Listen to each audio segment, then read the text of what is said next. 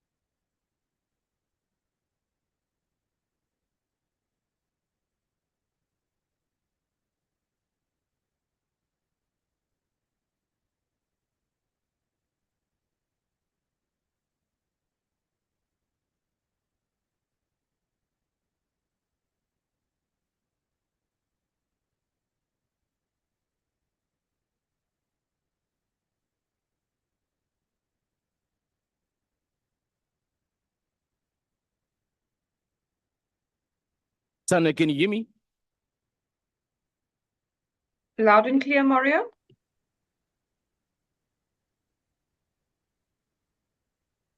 Tanya, can you hear me? All good. Thanks, Mario.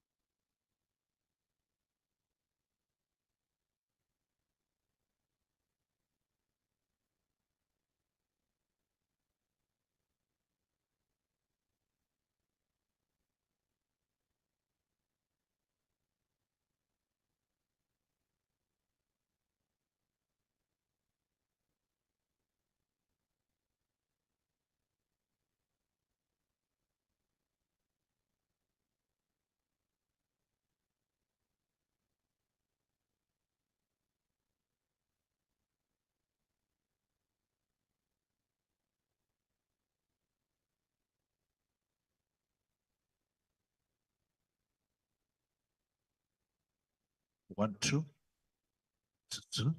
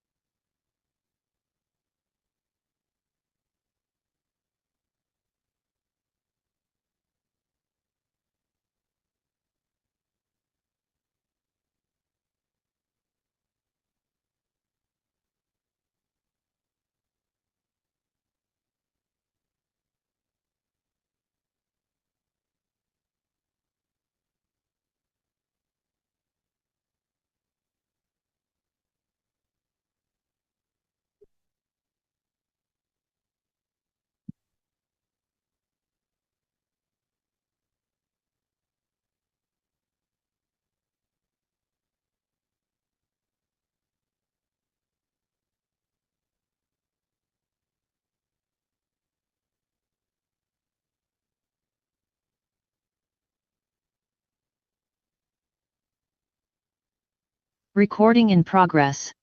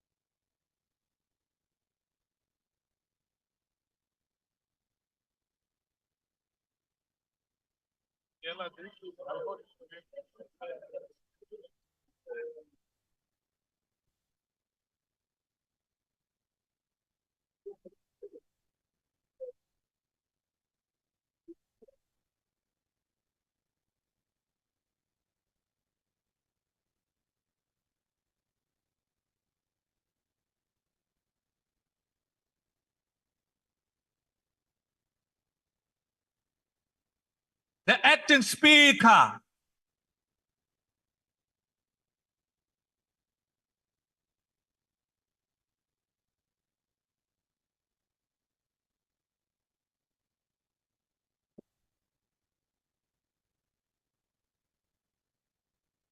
There will now be an opportunity for silent prayer or meditation.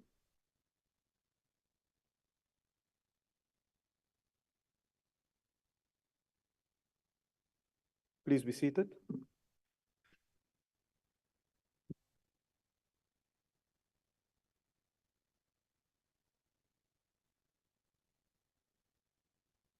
Honorable members, the only item on today's order paper is questions addressed to ministers in Cluster 2, Social Services.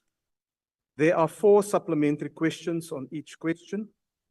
Parties has given an indication of which questions their members wish to pose a supplementary question on. An adequate notice was given to parties for this purpose. This was done to facilitate participation of members who are connecting to the sitting through the virtual platform.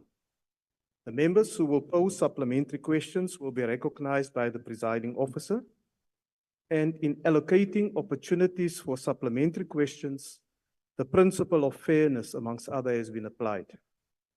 If a member who is supposed to ask a supplementary question through the virtual platform is unable to do so, due to technological difficulties, the party whip on duty will be allowed to ask the question on their behalf. And when all supplementary questions have been answered by the executive, we'll proceed to the next question on the question paper. The first question has been asked by the Honorable Swikambana to the Minister of Higher Education, Science and Innovation. The Honorable Minister.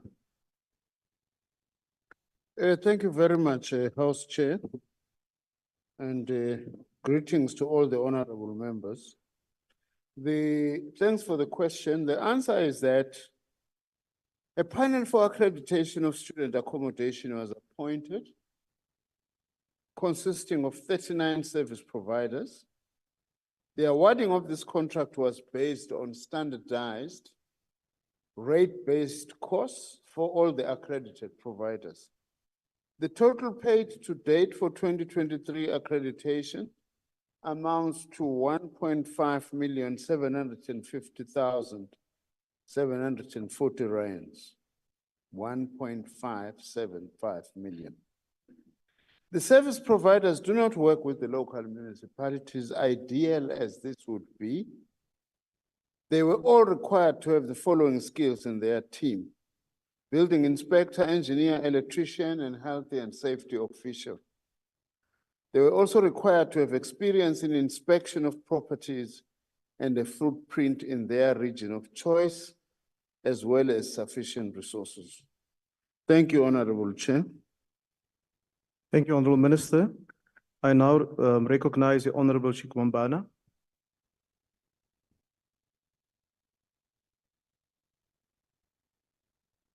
Is the member available on the platform? Thank you, Speaker. Minister, please share with us the total number of properties where accreditation has been conducted And how many of these have been successfully accredited? And what is the number of beds in each property at the institutions of higher learning? We ask this because we want to visit these institutions as part of oversight. Thank you. Honorable Minister. Thank you, Honorable Chairperson. But I want to plead with the EFF. Don't ask one question and then pretending that it's a follow-up, you are asking a completely new question. The original question says, what is the total monetary value of the contracts awarded to the 4 service providers? Now you are asking me to actually answer about all the service providers that have. Unfortunately, I don't have that answer now, not because I wouldn't like to answer that question, but it's a new question. It's actually different. So don't try and score cheap political points by violating the procedures for asking questions and asking new questions. I'm more than happy if we had Order, asked honorable that members. question to actually answer that question. Thank you, Honorable Minister. Uzokhankasa la ngemibuzo la eParliament. Thank you, Honorable Minister. Honorable members, the rules do state that a supplementary question must relate directly to the primary question that was asked. And I think the Honorable Member is more than welcome to get that information from the Honorable Minister through a written question. And as the Minister has said, he'll provide that information. Unfortunately, it is not part of the primary question. The second supplementary question is to be asked by the Honorable Sabia.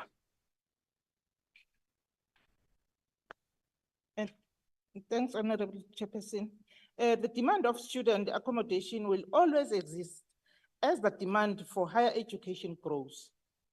It is preferable to have higher education institutions own sufficient student accommodation, as institutional residents also promote curriculum activities of the university. The question is, Honorable Minister, what measures are being undertaken by higher education institutions to increase student accommodation investment, to increase beds owned and managed by institutions to reduce long-term dependency on private sector, private service providers? I thank you, Chairperson.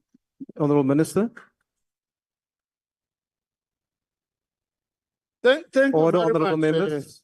Honorable Chair, and thanks to Honorable Sbiya. Mama Sbiya, umbuzo okubuzwa ke lo ubuzo.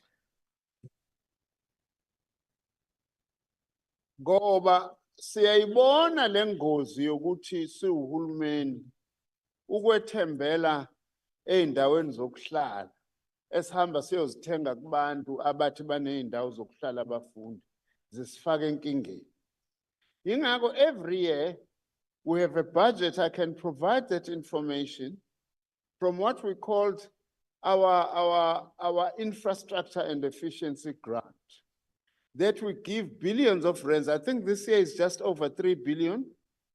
And we are going to be getting new monies from National Treasurer, because our aim is to build, Honorable Chair, university and college-owned accommodation. Because this thing of private accommodation is causing us endless headaches. So we are engaging National Treasury to actually increase the amount of money through which you can be able to build accommodation that is owned by our universities.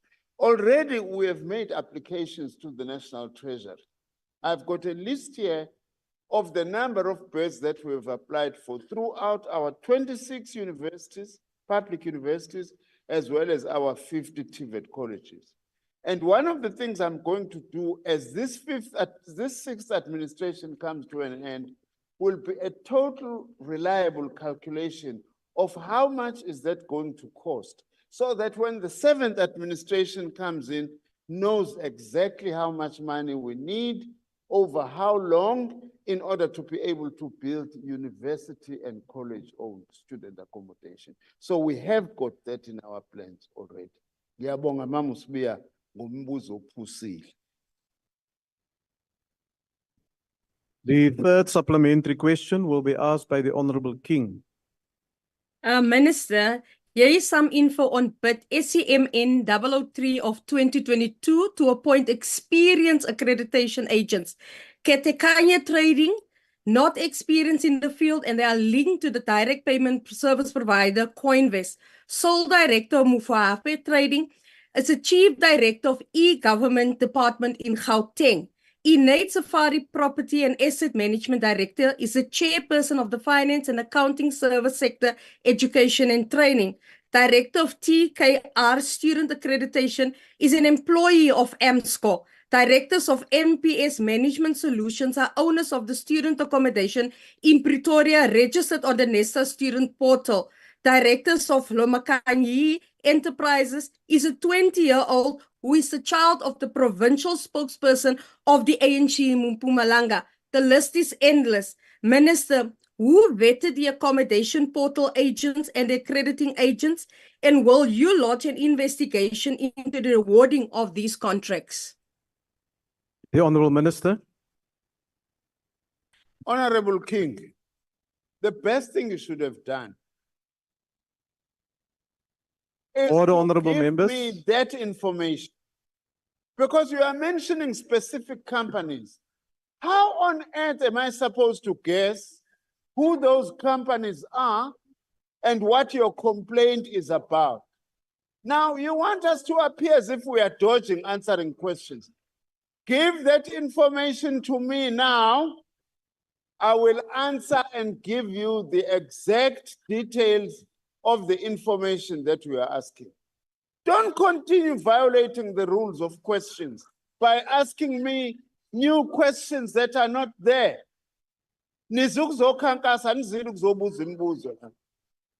Honorable King, noma uvele lapha ebhayisikopo ilethe le mbuzo ngizokwazi ukuthi ngikuphendulele yona kuzwa izwe lonke, akho ngisho into eyodwa engingene ukuyiphendula. Kodwa msana ukuzoletha imibuzo ebikade ingabuziwe lapha. Ngiyabonga mhlali ngaphambili. Point of order, Chair. Yes. What is the point of order? Who is raising a point Thank of you. order? House Chair. Oh, yes. The Honourable Please McPherson, Chair, proceed. on the virtual platform. Thank you, Please Chair. proceed. If the Minister is going to refuse to answer questions that are directly related to questions and that the member is entitled to ask, then what is the point of the Minister being here today? Because he is dodging, ducking and diving. Thank his you, Honourable accountability Member. task. Honourable members, I want to repeat what I said earlier. The follow-up questions must relate directly to the primary. You don't shout at me. I'll put you out. Just try it again. Just try it again. Honourable members, it must relate directly to the primary question that has been asked. If it doesn't relate directly to that, it would be unfair for the minister to provide information that he himself doesn't have at his disposal. So what you can do in this situation is, the minister has taken note, simply forward a written question to the minister, and he will be able to provide you with the correct information. You see, you run the risk, if the minister now simply responds, that he could give information that's incorrect, which is tantamount to misleading the House.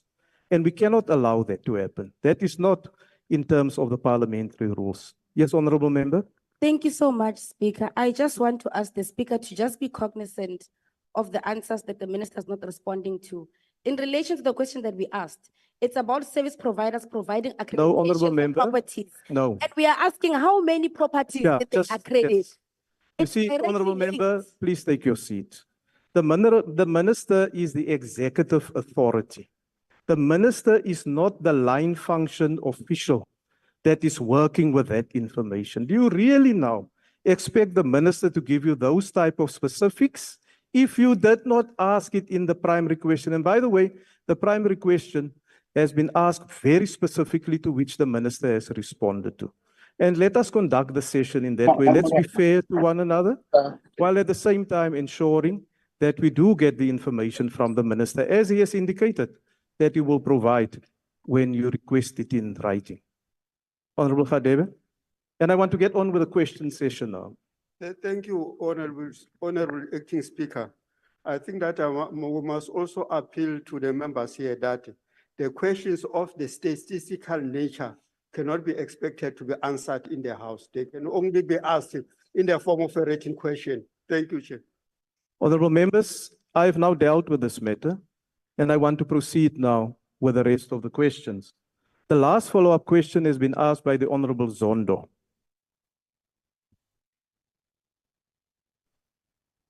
Is the honorable member on the platform, or is the Yes, party yes, taking it on his yes. behalf? Please proceed, Thank you. honorable member. Honorable Minister, cool down, cool down. We know that you are going to elections. What is the question, honorable member? Cool down,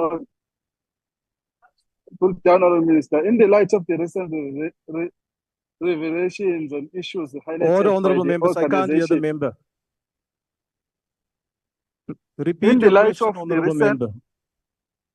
in the light of recent revelation and issues highlighted by the outer in its equity into the National Student Financial Aid Scheme pilot project regarding the student accommodation, where owners and developers of facility construct for NSFAS students expressed the view that 15,000 reduction is impractical in light of escalating interest rates, maintenance expenses, and municipal charges.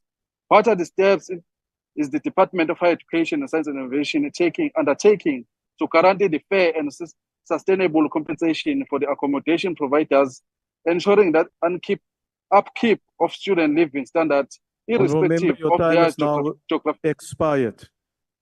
Honorable Minister.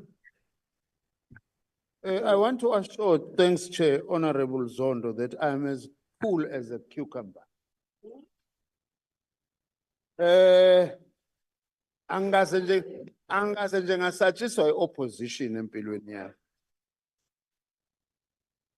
Honorable Zondo, the best way to answer your question is simply this, that the pilot by NSFAS to actually accredit particular providers of accommodation is aimed at one and only one thing, that students do not stay in accommodation that is below par, that is at variance with the kind of learning environment that we need.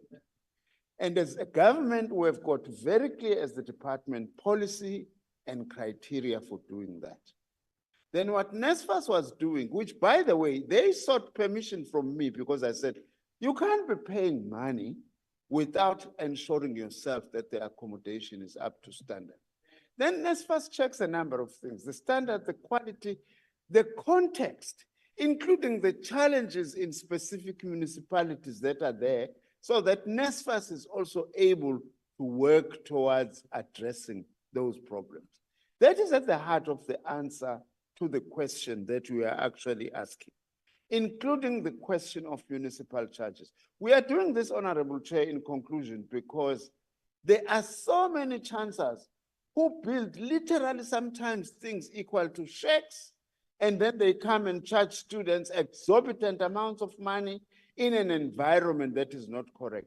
The other problem is that NSFAS is required to account by this parliament, by the Auditor General, for having paid money that they can't explain. How did they pay so much money for accommodation that is below par?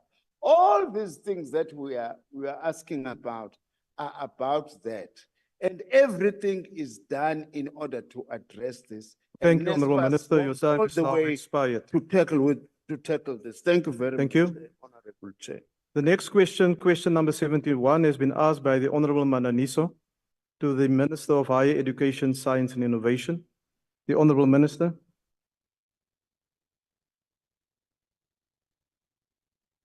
Thank you, Honorable Chair, and thank you to Honorable Mananiso for the question. The answer to the question is that all our 26 public universities have commenced with registration as I'm speaking now, and most have paid book allowances to students after receiving also an amount of 2.872 billion from NSFAS in January 2024. Most universities reported to be in the process of paying out food allowances and in some instances, accommodation allowances after receiving further allocations from NSFAS. Some universities have agreed to even extend the registration period to support the onboarding of more students. Secondly, the total number of provisionally funded students from the bursary allocation for the 2024 academic year is 1.2 million, as per data that was captured on the 4th of March. That's the latest data available. NSFAS is processing applications for the loan scheme that we have introduced for the missing middle, hoping to fund an estimated 31,800 students. Thank you. The first supplementary question will be asked by the Honorable Mananiso. Thank you, Acting Speaker.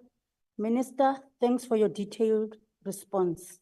The number of youth not in employment, education, or training is at a concerning rate, and the PSET sector can serve as a sector to reduce the need, but most importantly, create skills development opportunities, which can contribute to create sustainable economic opportunities for the youth and those who are unemployed and above the age of 35.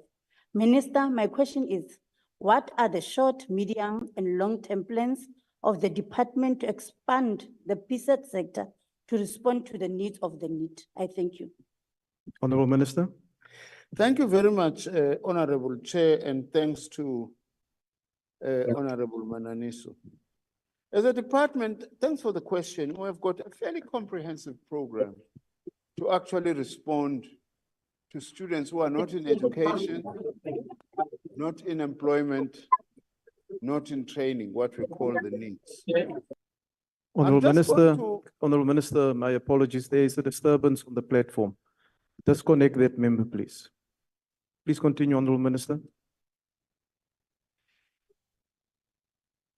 Our entire post-school education and training system is geared towards, amongst other things, making sure that we will provide additional opportunities to those students who sometimes, or youth, we refer to as basically sitting at home.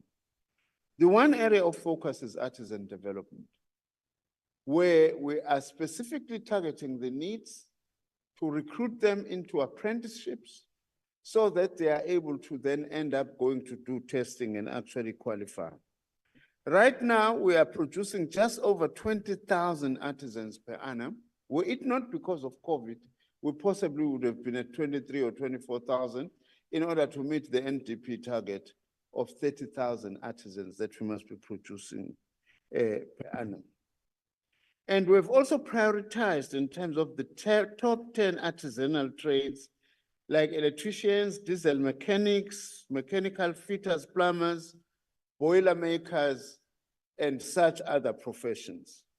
Also, we are increasing what we call work-based placed opportunities for young people who may not actually be in apprenticeships towards being artisans, but to be given the most important first 12 months of work experience so that they are able to improve their chances of either getting a job or embarking on their own entrepreneurial activities. And we've set a number of targets for 2024 that I'm willing to share with Honorable Mananiso at an appropriate time, either through this House or through Thank her you, Honorable own Minister. office, That in order time to is be now able to expired. outline all this. Thank you very much, Thank you. Honorable Chair. The next supplementary question is to be asked by the Honorable Kakao.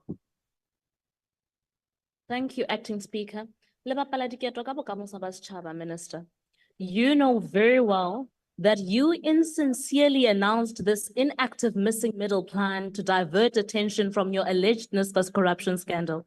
We know this because we are 2 months into this academic year and NSFAS is yet to properly see the plan they are supposed to administer, let alone roll it out. The same NSFAS that has failed to properly administer, to oversee payments for its current and former beneficiaries. So what more an added load? Fella, the DA's plan to rescue higher education has a more financially sustainable tiered funding model, which breaks down 100% funding for incomes between 0 Rand and 180K, 66% for funding between 180 to 350K, and 33% for 350 to 600K. Why not copy and paste this model instead? The Honorable Minister. Honorable Chairperson, I want to inform Honorable Kakao, possibly to her disappointment. We have more than 30,000 students who have applied for the loan scheme. And the reason why the loan scheme is administered by NSFAS, maybe I need to give you a lecture.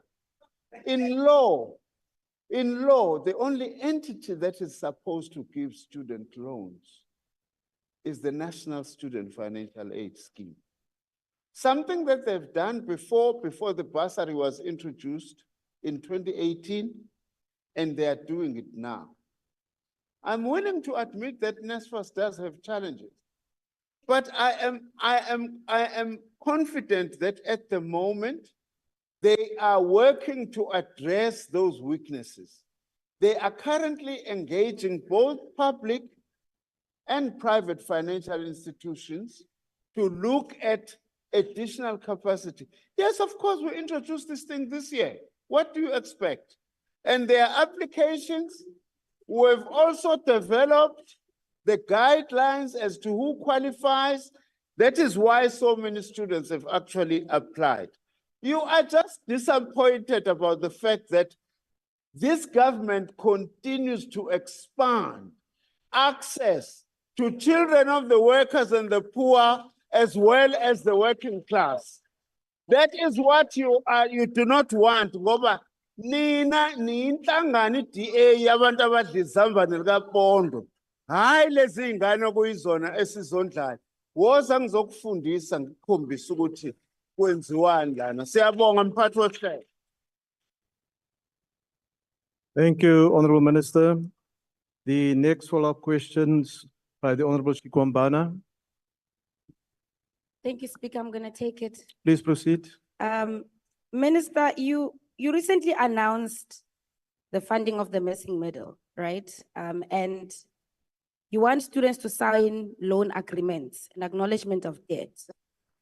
Please appraise the public on the conditions of the agreement and the details of the acknowledgement of debts, as we have received complaints from students that they are not given documents that explain what these conditions and these acknowledgements of debt is, especially because you have failed to deliver free education for everyone. The Honorable Minister. Thanks, Honorable Chair. We've just published all these conditions. Please, before you come, Honorable Chiro, to come and ask here, just Order, listen to the honorable answer. members. Order. Just educate yourselves. NSFAS has just released criteria. Let me tell you what it is. You sign acknowledgement of debt, and your loan only starts accumulating interest a year after you have completed your qualification. Order, Chair. Not before that. Honorable Minister, what is the point of order? Yes, Chairperson. With all due respect, can we ask the Minister to answer the question? No, Honorable Member, Thank take you. your seat. Honorable members, order. Order, honorable members. Honorable members, please familiarize yourself with the rules and what a point of order is. Do not rise on a point of order if it has nothing to do with the order that we are dealing with. Please proceed, Honorable Minister. And once the student starts paying, we've made the rule, it's very clear. The amount of interest we are going to pay is going to be linked to the prime interest rate. Because we don't want education loans to be given as if it's commercial loans. These are loans for education. Those are the conditions. That's why students are signing now, because they know exactly what they are actually signing about. And as a matter of fact, I'm very concerned about student debt. Ngilaleleni phela. Ubuyi public protector wena Honorable Mkhwebane, but awulaleli. Point of order, Chairperson. Honorable Minister, let me just take this point of order. Yes, Honorable Member. I'm Order. rising on the point of order. The minister cannot just point at me. And he must just answer the question. The- Chairperson, can you protect me as a member of this house? Honorable Member, please take your seat.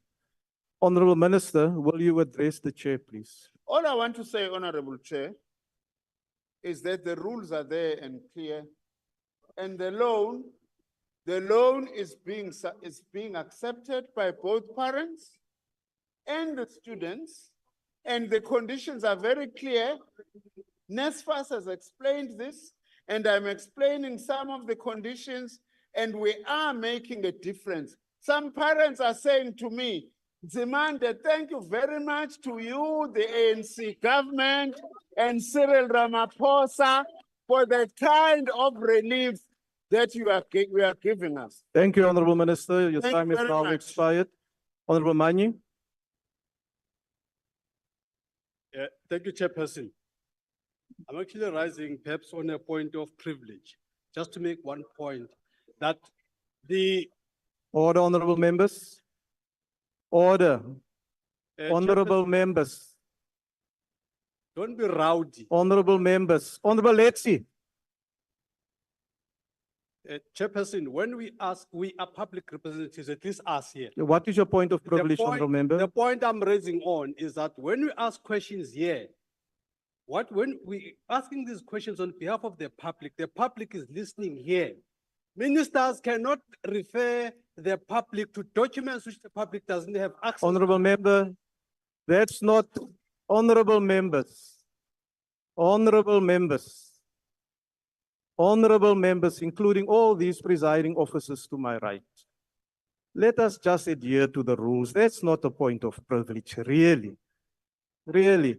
We are not going to get, you see, one thing that the honorable member is correct on is that members are asking questions on behalf of the public, and public wants to know X, Y, and Z. But you see, if we start delaying proceedings during question time, all these questions here, we won't be able to get through most of them, because the very same public that is waiting for replies will wait a lot longer or won't even get the answer this afternoon, because we as members ourselves are prolonging that process. How fair is that to the public now? Thank you. The Honorable Zondo, I assume, is on the virtual platform. Honorable Minister, we have received several complaints from the students who are ordinary qualified experts are getting email rejecting their rating based on the parent earning more than allowed income for household. However, when engaged in these cases, we see that NSFAS rejected students in the household having siblings who are currently receiving NSFAS, while parents have remained. What's the NSFAS to address this issue? This household fall within the missing middle class and heavily impacted level to the poor student. Angazi ukuthi sizowethemba kanjani ngempela uma uqhubeka nokwenza kanjena ngoba lezi zinto oyikhulumayo zisitshengisa ngokusobala ukuthi ngesiphinde sikwethembe ngoba ulokhu ubaleke ekandaleni uphinde ukhulume into ongasiyo ugcina ukuba lapha endlini. Wathi kithi ayikho inkinga ku-NSFAS, but after that we send u-NSFAS firing, we say, oh, we send NSFAS firing chair of the board, but namanje you are still continuing telling us. Honorable member, your time has expired. Whereas you know what NSFAS. Honorable member, your time has expired. You only have 1 minute to ask your question. And if you have a lot of preambles before you ask the question, you lose the gist of your question. Honorable Minister, did you get the question? Honorable Minister. Thank you, Honorable Chair. Unfortunately, Honorable Zondo was not very clear at the beginning of the question. What I heard is that I'm standing here pretending that there are no problems in NSFAS. Yet we are firing the CEO and all that. I have not said that there are no challenges in NSFAS. I've been saying those challenges that are there, we are addressing them. And in the process also, NSFAS is honoring to the best of its ability, ensuring that the students are registered. That is where we are now. We have provisionally approved 1.2 million NSFAS students, yes, whose applications have actually been approved. And learning and teaching has started in virtually all our universities and in all our TVET colleges. And also where students have got problems, Mtian, there is a process of appealing through NSFAS. And to NSFAS, I have said, an appeal must not last forever. Each appeal must not last for more than 7 days before we are able to respond to the students, so that those who have appealed are actually not left behind. I have invited other members to come with me to NSFAS offices, even to sit in my offices, so that they do real-time oversight and see what is it that we are doing. That is why the children of the poor and working class, njengoba sikhuluma nje, ziyafunda, zisemaklasini, iy'ngane zika-NSFAS. Thank you very much. Thank you, Honorable Minister. Question number 72 has been asked by the Honorable Letsi to the Minister of Higher Education, Science and Innovation. Honorable Minister. Question 72.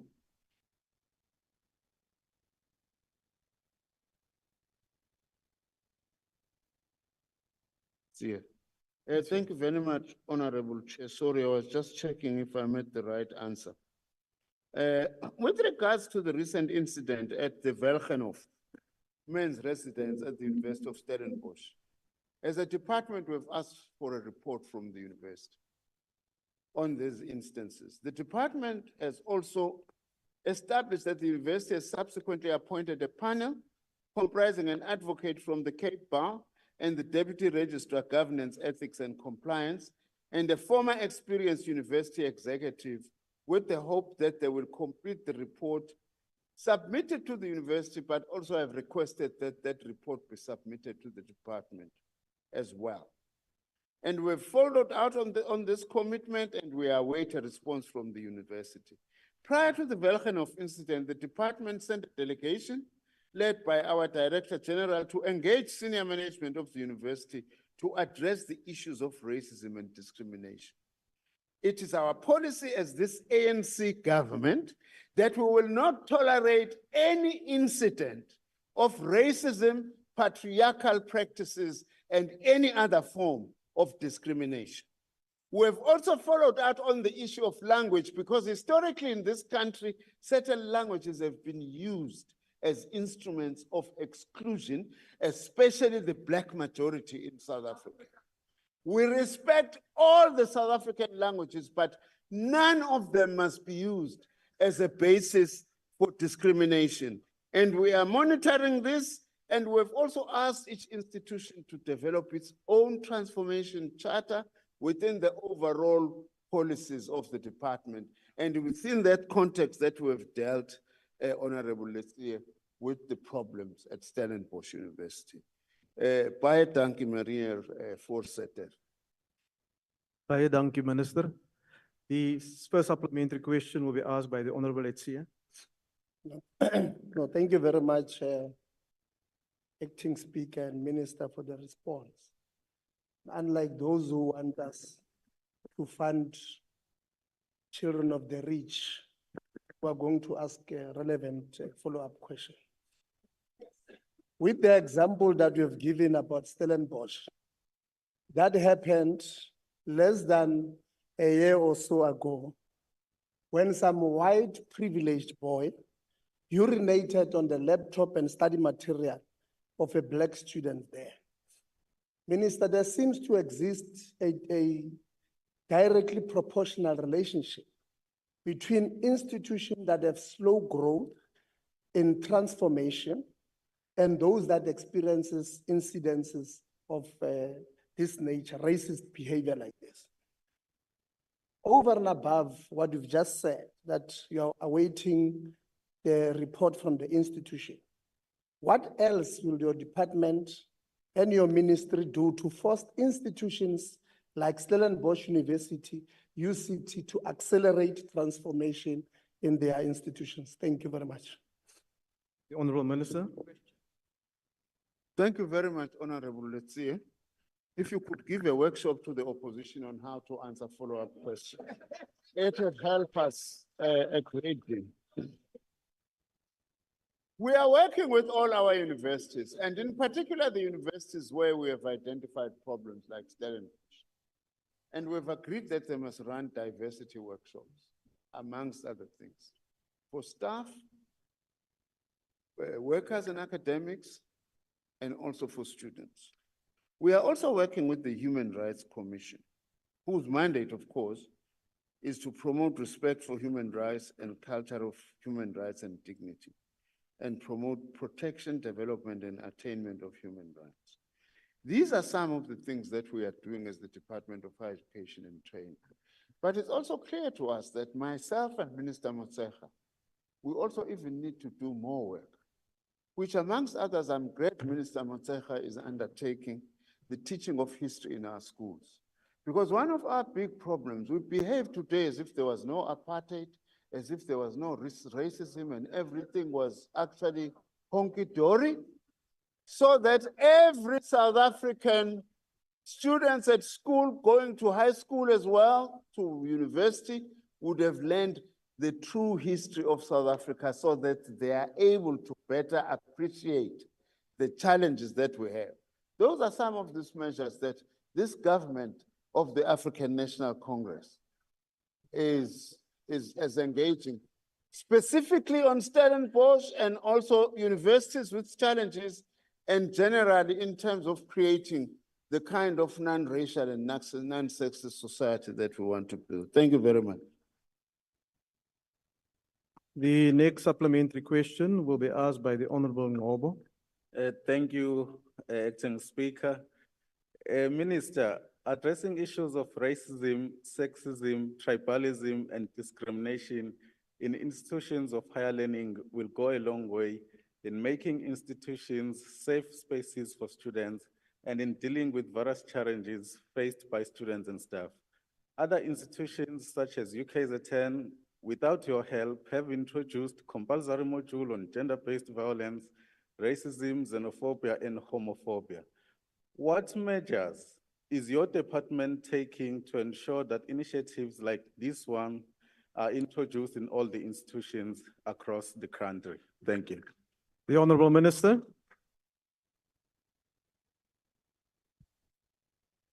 Honorable Minister. Thank you very much, Honorable Chair. Order, honorable members. I'm very proud, by the way, of the question and what we are pointing out. I only wish you could tell your party that Western Cape is not a Bantustan of some sort, and that there is a white stan, and that is going to actually want to hive itself off from South Africa. We are one country. I wish you could tell your party that. We welcome the initiatives done by UKZN, which I'm very well aware of, in terms of introducing these programs. But also there are many other universities that are introducing programs aimed at transforming and creating inclusive institutions. As I have said, over and above that, we have a transformation charter as a Department of Higher Education and Training, and we've said each university must translate this transformation charter to its own conditions. We also, by the way, have a policy against gender-based violence and gender discrimination, and each of our universities and colleges must produce their own in line with the conditions in their own institutions. In fact, what we have just said just proves the extent to which this government is nurturing and creating an environment for building inclusive institutions of higher education that actually befit a country like us. Utshelo zakwenu ngolabenisebenza nabo ukuthi abayenze nabo lezi zinto ey'ndaweni zabo abakuzo. Thank you very much, Honorable Chair.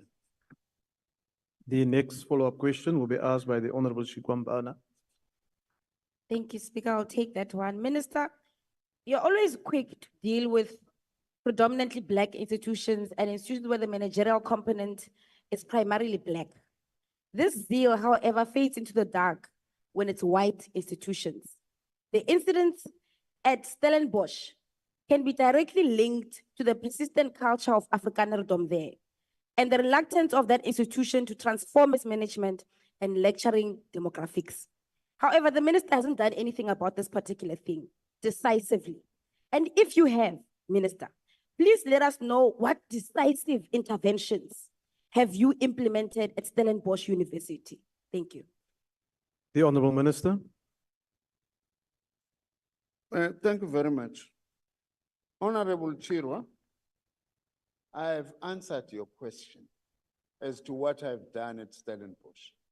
I've said Stellenbosch has appointed a retired judge, a registrar, and an experienced executive, and they are going into all the instances of racism. Secondly, I have said that we've actually engaged Stellenbosch on running diversity workshops together with other institutions. Angithemba ngikuthukuma uma ngithe ngathi ubuhleli ngey'ndlebe njengoba kade ngichaza le nto. And also, it simply is not true to say we are only intervening in historically disadvantaged institutions. It's not true. At UCT, we've intervened. UCT is going through reports and exercises. And I've said once those reports. Honorable Minister, let me just take this point of order. What is your point of order, Honorable Member? Thank you, Chair. Honorable members, I want to hear what the Honorable Member has to say. Thank you, Chair. My order is in line with Section 42, subsection 3 of the Constitution. That says we represent people, and as such, we scrutinize and do oversight on the executive duty of the ministers. So the question was clear. What is he doing to transform Stellenbosch? Not inclusive. We don't want. Honorable Member, please take your seat. To be transformed. Don't explain the question again. We want it to be transformed. Please take your seat. Honorable Minister. Don't order, honorable members. Don't interpret the question the way you would like to hear it. Honorable Minister, please continue. Thank you very much, Honorable Chair. I think that for purposes of such sessions, it's important to distinguish between a disagreement and refusing to answer. If you disagree with my answer, it's not because I'm refusing to answer. It's because we have got a particular orientation and your own belief. I was answering the part of the question of Honorable Chirwa. UCT, we've been engaged. University of the Free State, when those Black domestic workers were forced to drink urine from young white male students, we took action at the University of the Free State about all that, just like we did at the University of Stellenbosch.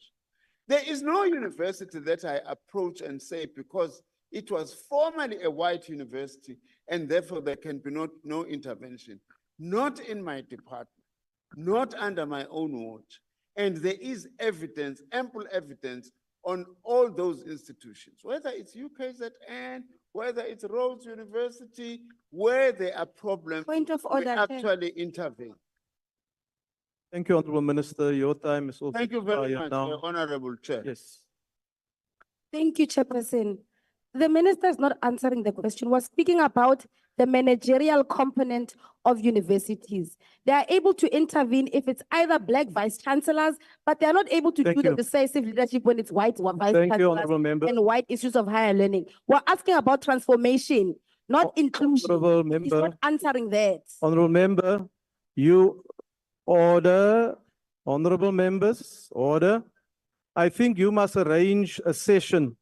Order. Order, honorable members. You must arrange maybe a cup of tea with the minister, with a member from your party that asked the original question, and you can have a lovely discussion around where you would like the emphasis of the minister in his reply should be. But your time is now, the time of the minister has expired to respond to that. In terms of the rules, I now recognize the Honorable Boshoff. Thank you, Honorable Acting Speaker. I want to ask the Minister that, well, I want to start with a statement that Section 235 of the Constitution recognizes that maintaining one's cultural identity should not be equated or confused with racism. Now, we understand that the historical advantage of Afrikaans is a problem for many members, disregarding the historical advantageous position of English. My question is, what has the government done in 30 years to promote the higher education usage of African languages? Thank you. The Honorable Minister. Thanks, Honorable Chair. It's a new question, though. But I am willing to actually say that we've actually done a lot in this regard. In fact, there are many instances of universities now that are offering some of their modules in African languages in many of our universities. And some very important and interesting results are actually coming out of that. That students who are taught in their mother tongue, even at university, on average tend to perform better than students. Even in the schooling system, there is lots of evidence in that, because those are the things that we are actually doing. And I want to assure you, Honorable Boshoff, I am not equating Afrikaner cultural identity with oppression in itself. But if it continues in a democratic South Africa to be applied as if it was 1976 and 1975, where Black kids were being forced to use Afrikaans as a medium of instruction, that I will oppose, not because I'm attacking Afrikaner language or Afrikaner identity, which has got a right to exist, Afrikaans as one of our official languages. Yes, you are pointing to a point that perhaps we have not moved fast enough to actually embrace the use of other languages other than English and Afrikaans in our institutions. There's lots of work that we are doing. I'll be more than happy to answer specific questions on that. But I'm willing to say maybe we have not been able to move as fast enough as we should actually do. But we won't allow any cultural or language identity to be used for purposes of excluding any other South African in this country. Bye, donkey. Thank you, Honorable Minister. Honorable members, question number 73 has been asked by the Honorable Makachwa to the Honorable Minister of Higher Education, Science and Innovation. Question number 73, Honorable Minister. Thank you very much, Honorable Chair, and thanks to Honorable Mkhatshwa for the question. The Department of Science and Innovation is implementing a number of initiatives to support low carbon economy in the context of water, energy, environmental nexus, which is important in attainment of low carbon economy. It's one key area of interventions. But also on waste and water, by way of examples, the many activities fall under the Water and Waste Research, Development and Innovation roadmaps. Some of the initiatives here include Young Engineers Change Makers programs, water technologies demonstration programs, building a circular economy. We've got a specific demonstration funds that we can do more of a circular economy, because we throw away many things in South Africa that we should actually be recirculating. We also have ngizokuchazela nangesizulu eMamkhawula ungajahi. Uyakhumbula sikhule sicosha amathambo namabhodlela siwadayisa, siyafuna ukuthi siyiqhube leyo. This is what a circular economy is about ngesintu. We've also been engaged in a number of initiatives on energy. I don't have enough time, unfortunately, to be able to count all of them, but we've got a renewable energy hubs and spokes initiative. We are also developing the hydrogen economy, fuel cells economy as an alternative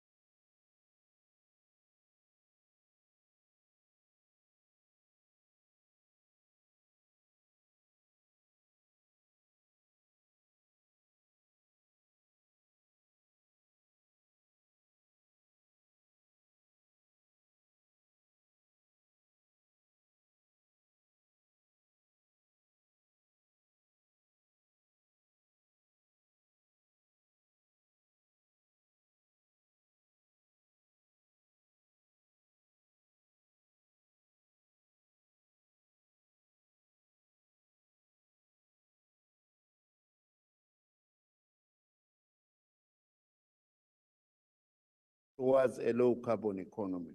Thank you very much, Honorable Chair. Thank you, Honorable Minister. The first follow-up question will be asked by the Honorable Mkhatshwa. Thank you, Acting Speaker. Thank you, Minister. We welcome the initiatives the Minister has just shared with us.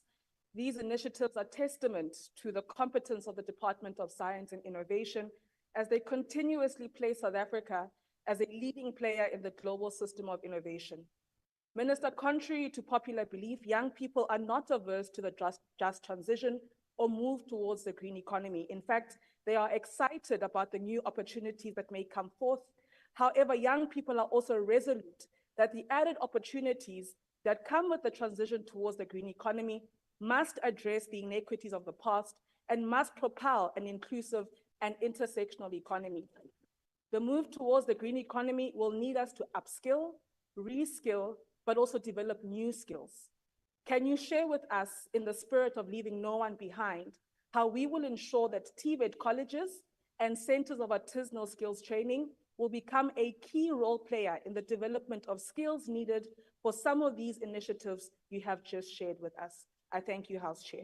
Thank you. The Honorable Minister. Thank you very much, Honorable Chairperson. And thanks to Honorable Mkhatshwa. There are a range of initiatives. Specifically, I will just highlight on the TVET college sector that we've actually mentioned. There are two new things that well, there are many things, but I just want to highlight two that we are introducing into our TVET college sector. We are now introducing, for instance, entrepreneurship. Because a lot of our TVET college graduate students, even if they come up with skills that are marketable, if they can start their own businesses, they still want employment. If you are an electrician today, you don't need to be looking for employment. We then were introducing entrepreneurship programs to say to our youngsters from TVET colleges, when you come out as welders, how do you form your own companies so that you are actually able to consult and be able to get work for yourself? The second most important thing that we are introducing in TVET colleges is innovation. Historically, there's been no initiative supporting innovation in our TVET colleges. We have only had that in our universities because there is lots of innovation, by the way, that happens on the ground. And even at TVET colleges, many of the world's, George Stephenson, who came with the locomotive, was not an engineer, actually was an artisan. So there are many other initiatives and innovations that come from artisans that we need to foster. That is why we are bringing TVET colleges closer to innovation. Maybe the last thing which is important in the light of time that I also need to say, we have developed 26 skills of centers of specialization in our TVET colleges. Where TVET college is doing well in electricity, we support it even more and then partner it with employers so that they produce the best possible electricians, just by way of example. We've identified 10 key traits that we need, by the way, not only for now, but also even for future artisans that we actually need who are able to deal with the new technologies. For instance, we need to reskill our artisans to be able to be artisans to promote and handle hydrogen economy. So those are some of the initiatives that we are having in our TVET colleges, because as this government, you are absolutely right, Honorable Mkhatshwa, we do care about our young people. And part of caring about our young people is to make them relevant to the challenges of the time. Thank you, and be Honorable able to Minister. drive new technologies. Thank you very much. Thank you. The second supplementary question will be asked by the Honorable King. Thank you, House Chairperson. Minister, the transition to a circular economy provides a means to implement the just transition to unlock the socio-economic opportunities and our international climate commitments to achieve the SDGs. Capital costs required for decarbonization of the aviation sector requires 8 billion rand. 13.2 billion rand capital is required for the green steel projects. How will the 10.4% budget decrease of DSI have an impact on Program 2, dealing with Hydrogen Society Roadmap in pursuit to realize zero carbon economy? Thank you. The Honorable Minister. Honorable King, none of us like budget cuts. But the reality is that we are having many challenges in our economy, and we are having a fiscus that is constrained. What we are doing, amongst other things, as the Department of Science and Innovation, well, higher education and training as well, is to actively forge partnerships with industry. President was telling me yesterday, I was talking to him that much as our budget is about 1.3 trillion, but the economy of South Africa, GDP, is something worth more than 6 trillion, which means there's a huge amount of money that is not sitting in the fiscus, but is sitting, for instance, in the private sector.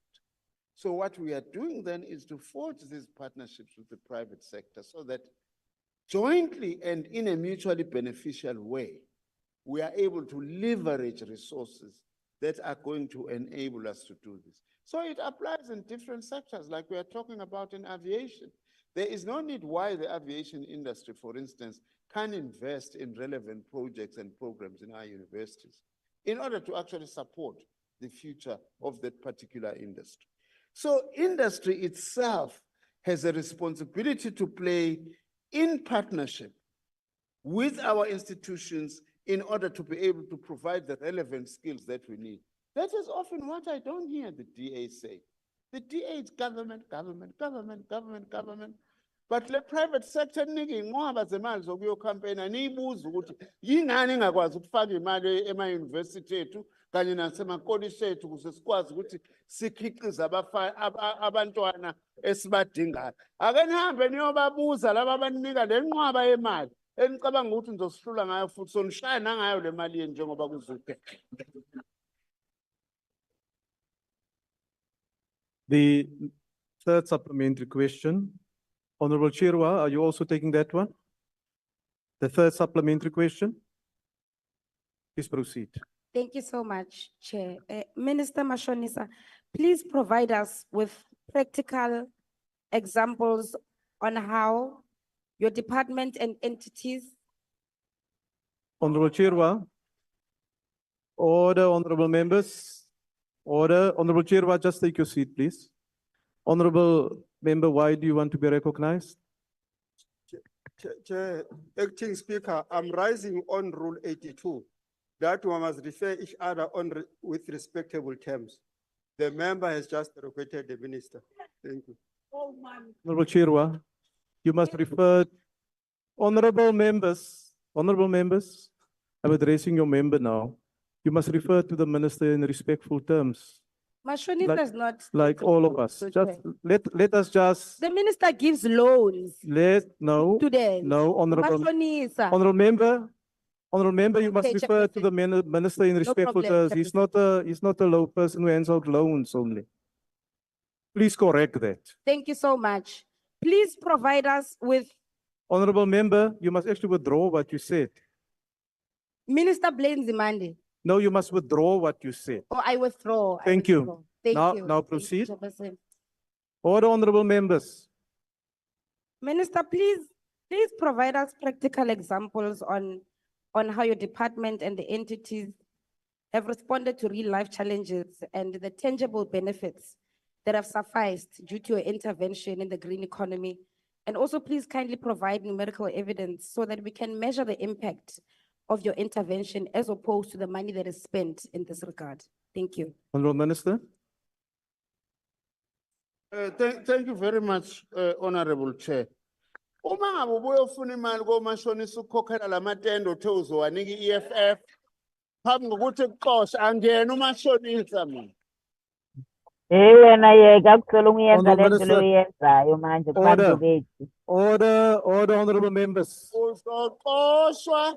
Honorable Minister. Umashonisa la kumina ngalamatende okufuna uyowakhokhela umholi wakho ngoba Honorable Minister. ulahlekelwa yithuba. Honorable Minister. Uzoboshwa wena ngoba leyadala.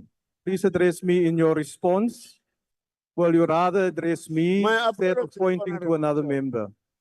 My apologies. Let me see why that honorable member has hand up, honorable minister. Yes, honorable member.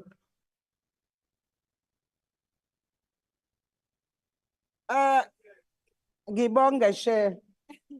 Ngokukhulu ukuhlonipha. Angazi ngoba umhlonishwa losuka la KZN. Umuntu okhipha imali. Ngoba leyo mali. Honorable member, I've ruled on this matter. Please take your seat. Take your seat. Yes, take your seat. Honorable member, I have ruled on this matter. Take your seat. Honorable member, take your seat.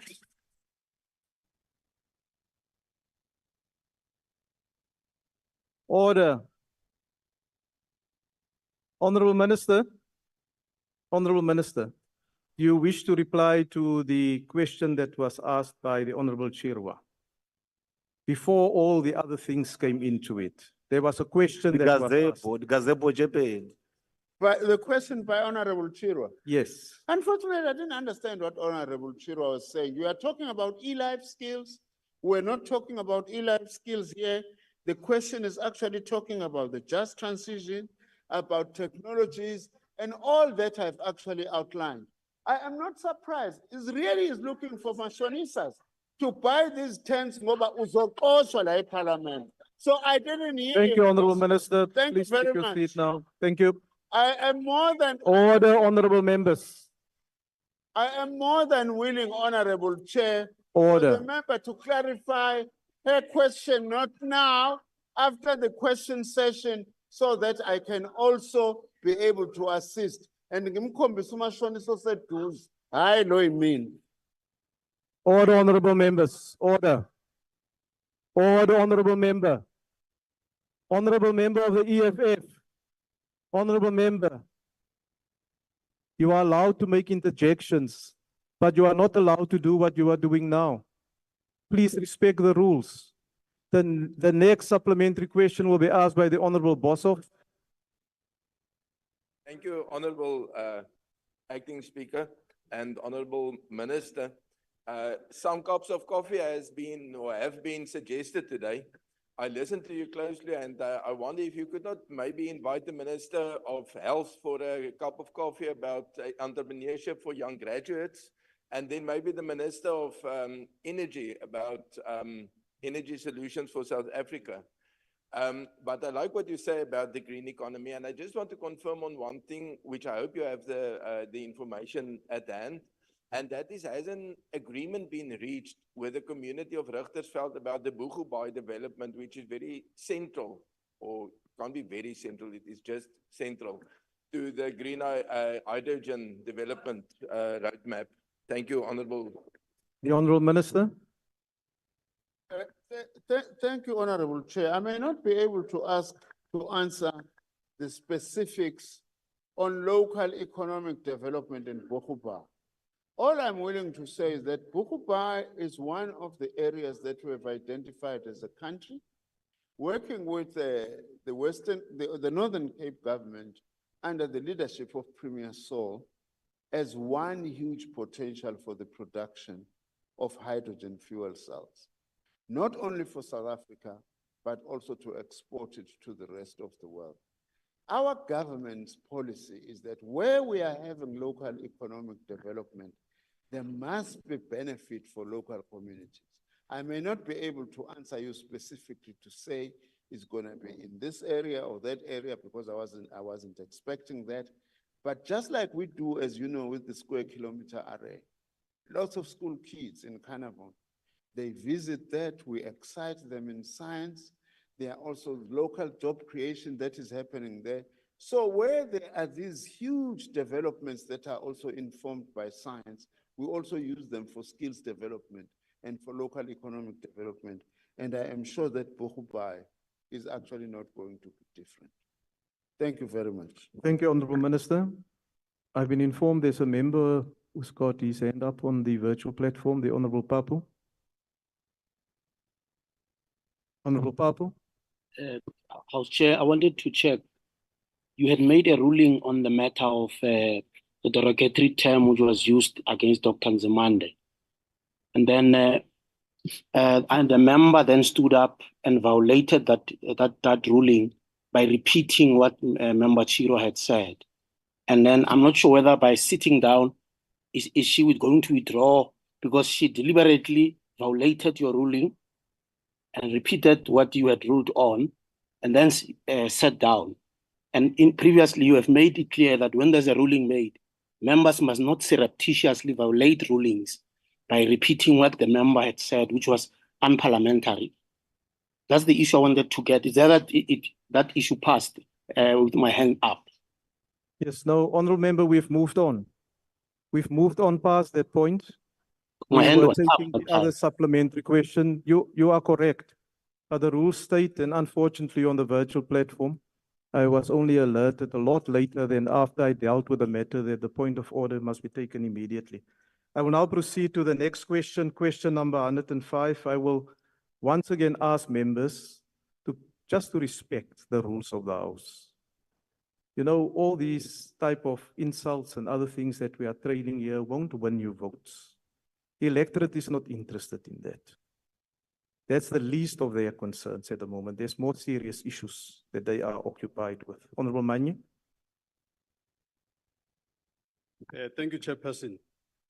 I'm rising on a point of order to you, Chairperson, that when we on this side are raising points of orders and you sometimes you don't even allow a person to finish. This other person here, Honorable Papu, had a long-winded thing. You gave him all the time to say whatever he wanted to say. Why don't the same dispensation get, you see now, Honorable exactly the member, point. honorable member, Why please take is your the seat. dispensation not given to us? Honorable member, do you wish to chair the session from where you're sitting? Do you want to chair it from there? Because unfortunately, you do not have that authority, right? It will not be there. And it is the prerogative of the presiding officer that as a member raise a point of order, or as you frequently call it, a point of privilege, that when we realize really it's not a point of order, then I'll tell you it's not a point of order, right? Your members have also raised points of order and they were allowed to ventilate it. So please, let's not go down that way. When you have a problem with that, take it to the Rules Committee. In the meantime, we'll proceed to question 105 that has been asked by the Honorable Nodada to the Minister of Basic Education. The Honorable Minister. Thank you very much, Acting Speaker. Speaker, over the 2024 MTF, the department is planning to build 2,339 classrooms and 51 new schools. The modalities which are going to be used are your usual brick and mortar, alternative technology, but also we've moved into a phase where we're working with communities to work under supervision to also create more classes. But the department is mainly focusing especially on overcrowding with 2 provinces that are experiencing major internal and external in-migration, but also is focusing on cities that are also overwhelmed by rapid urbanization, such as Polokwane, Cape Town, Durban, Kimberley, East London, Johannesburg, and Pretoria, ready to deal with overcrowding. But based on our capital, on our plans, we're estimating that we need 71,000 extra classes, which would cost us 44 billion. And our current our current finances are not allowing us to be able to deal or are insufficient to help us to eradicate overcrowding at the time required or with the speed required to deal with sanitation, inappropriate structure, and also to really maintain our schools. So as a department, we are exploring other sources of funding, such as a budget facility for infrastructure and public partnership, but we also have developed a 10-point plan through which we're looking at how we can improve efficiencies on our system. Our CEM has approved the strategy, which amongst others is going to work on developing minimum standards for school designs, a cost of model, and again, we hope that we'll be able to make savings, which will enable us to deal with our ongoing infrastructure challenges. Thank you very much, Chair. Thank you, Honorable Minister. The first follow-up question will be asked by the Honorable Nodada. Thank you, Acting Speaker. Minister, just yesterday I visited Modilati Secondary School in Hammanskraal, where 3 learners are forced to share a desk in dilapidated mobile classrooms that we erected 10 years ago as a temporary measure, yet they are still there. Their library has been turned into a staff room and computer lab worth millions left dysfunctional. Children at this school are forced to use mobile toilets with a strong stench of feces similar to pit toilets because ablution facilities are not built. Has your Department of Education engaged with the Western Cape regarding the innovative rapid school build program that built Saxon Sea School in 65 days and Fisher Haven Academy in 71 days, added 788 additional classrooms to address overcrowding, and is planning to continue expanding quality education facilities? Will you be using this innovative method that is far cheaper, quicker, and efficient to eradicate pit toilets, mud and asbestos schools, and build libraries and labs? If not, why not? Thanks, Chair. Honourable Minister. No, Chair, I've not denied the fact that we have major infrastructure challenges. I've just mentioned the figure that we need, from our estimation, that we need about 71,000 classrooms at the cost of 44 billion. But on the why not what or what, I can assure you, Chair, that I am aware of all the different innovations done by different provinces. I speak regularly with the MEC for Western Cape to also admire the work that they do. I speak with Gauteng, where they are giving communities, your local builders, to build classes, and it comes out cheaper. So we are aware of the whole, and as a sector, not as a fraction of the Western Cape, as a sector, we're working together and share experiences for the good of the nation. If there's something good in Western Cape, we work with it. If there's something good in Gauteng, we work on it. So I'm a minister of nation, not of Western Cape. So Western Cape, what and the ayas into say Western Cape. Thank you, Honourable Minister. The next follow-up question will be asked by the Honourable Morwane. Thank you very much, Acting Speaker. And thank you, Honourable Minister, for the insightful response you have just given us.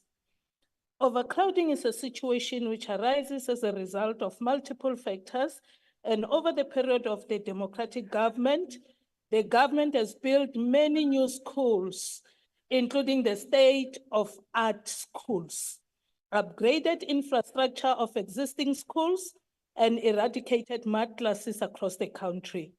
What is the impact of internal migration, the capacity of schools which receive learners, and also of schools which lose learners to other schools in different locations? I thank you. The Honourable Minister. No, thank you very much, Chair. Remember, it's quite correct that your internal migration and external migration is putting an, I think, unbearable pressure on other provinces and other towns. And I have mentioned areas that we have because also of rapid urbanization.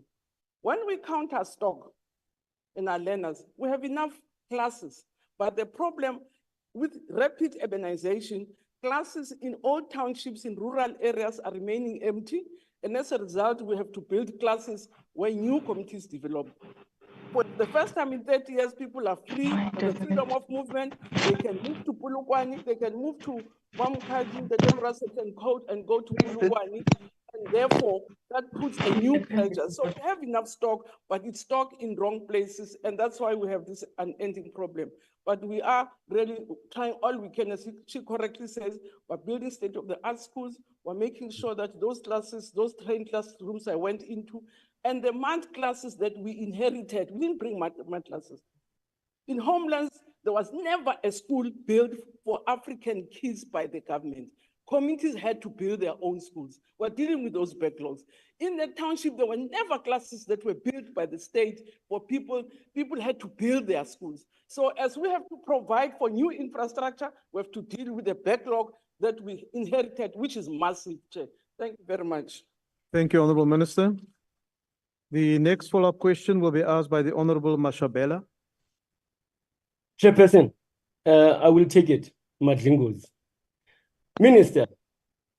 As you have stated here and now, there is a notable movement of parents and children from rural areas to urban areas in search of livelihood.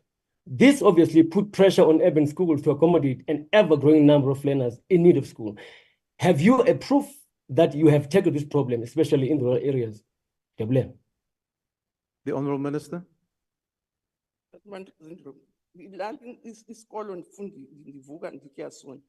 We have evidence, we have information because we monitor on an ongoing basis. As the department, my function is to monitor the system. So I know where pressures are, I know where the movements are. But also the other thing which members are also not aware. We inherited a system where kids were not progressing beyond primary schools. In the township, we have 5 primary schools feeding to 1 high school. Because now we're able to retain more learners to go into high schools, and we have a higher retention rate, we also have a pressure. It's not only movement, but it's the fact that the system is retaining more learners to go into high schools. Then we're experiencing pressures because we can't say go back home, we don't have place. We have to find a space for children. But I can assure the member that these figures are not UMSAC. I monitor every Friday what is happening on the infrastructure part, because it is a big challenge for us as a sector, because it affects the quality of the work that we do. Thank you very much, Chair. Thank you, Honourable Minister. The last supplementary question will be asked by the Honourable S. Nobo from the IFP. Honorable Acting Speaker, I'll take the question from Mama Minister. Mina ngiyakuzwa konke lokho okunye kukhona kwenzekile futhi we appreciate it. Kodwa imvelo iya nayo ikuhlukumeza ngoba izikole eziningi ziyaphephuka, ziphephukile, ufanele wena ugijime kulandela imvelo. Masikhumbula nje uKZN kunezikole eziningi ezihlephukile. Kukhona nesinye okuthiwa izama impilo disabled. Zonke lezo izikole izingane zisemakhaya njengamanje. Ngakho ngiyafisa ukuthi ngizwelane nawe mama ukuthi kukho wonke lo mshikashika, kodwa kukhona nalemvelo okudinga ukuthi siyibone sisonke ukuthi imvelo against us. Angazi noma yithi nesironke. Kodwa ke ngiyafisa ukuthi infrastructure iyona esifisa ukwazi ukuthi uminister uzogijima kanjani ngoba izingane ziphandle. Thank you. Honourable Minister. Nongibonga kakhulu ngombuzo futhi yonke lento ekhuluma ngivumelana nayo. Ukuthi ngaphezulu kwale nkinga esinazo ezezikole ezakhiwa umphakathi izakhela ezingekho esimeni esiqinile, ngathi imvelo nje iyasithutha. Hayi eNatal phela kwase Eastern Cape khona izikole zakhiwe on wrong weather lines iyazishaya nazo. NaseLimpopo mawuzumoya uthatha izikole yonke indawo sinezikole ezithathwe umoya ekufanele sibuyele emuva futhi siyozilungisa. So njengoba ngitho nje ngaphezulu kwemvelo nezikole esifike sithi zikhona bezizikole eziqine kahle ezikwazi ukuthi makhona isimo esibi somoya zingaphephuki. Ziyonke indawo njengoba ngithi ukuthi izikole zama-natural disasters, izikole nje eseziziwele ezodaka, izikole futhi ezinye njengoba ngithi ukuthi esinye nje esaseNatal sasakhwe phezu komfula abelungu more than 8 years back. Zivele umfula nje wangena wahamba nesikolo sonke. So yenye yenkinga ezenza ukuthi sihlukumezeke kakhulu ngento ye-infrastructure. Njengoba ngitho nje ngithi uLwesihlanu noSihlanu ngo-7 siyahlala sixoxa indaba ye-infrastructure because ngempela asinomshikashika ingxaki enkulu, inkinga enkulu esinayo esizama ngakonke ukuthi siyilungise ngendlela ezihlukene. Bese ngicacisile mhlawumbe ngizoshiwa isikhathi, bese ngicacisile izinyathelo ama-steps esizama ukwalandela ukuthi sibone ukuthi sisizana kanjani.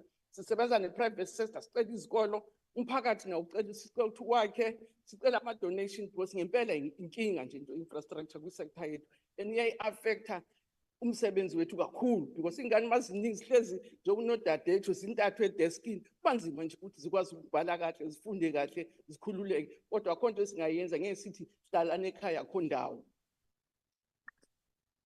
Sorry, Chair. Point of correction, Chair. No, Honourable Member, what do you want to correct?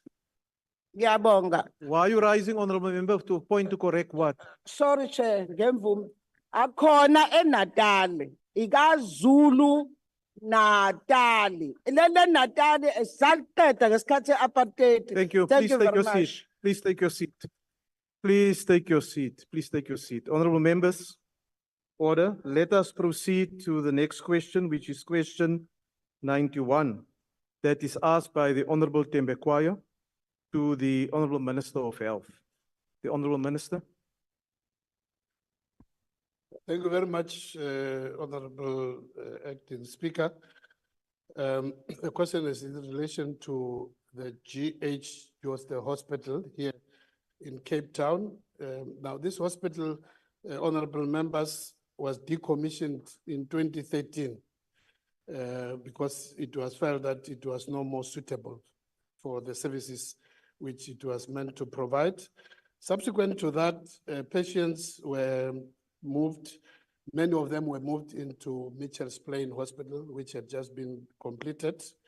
And some of the services were also diverted to the nearby community health center, the Heideveld Community Health Center, especially the emergency services, accident and emergency services, because the GF Jooste Hospital, from the beginning when it was started, it was mainly focusing on accident and emergency and medical services, but also, for instance, excluded maternity and also children's services.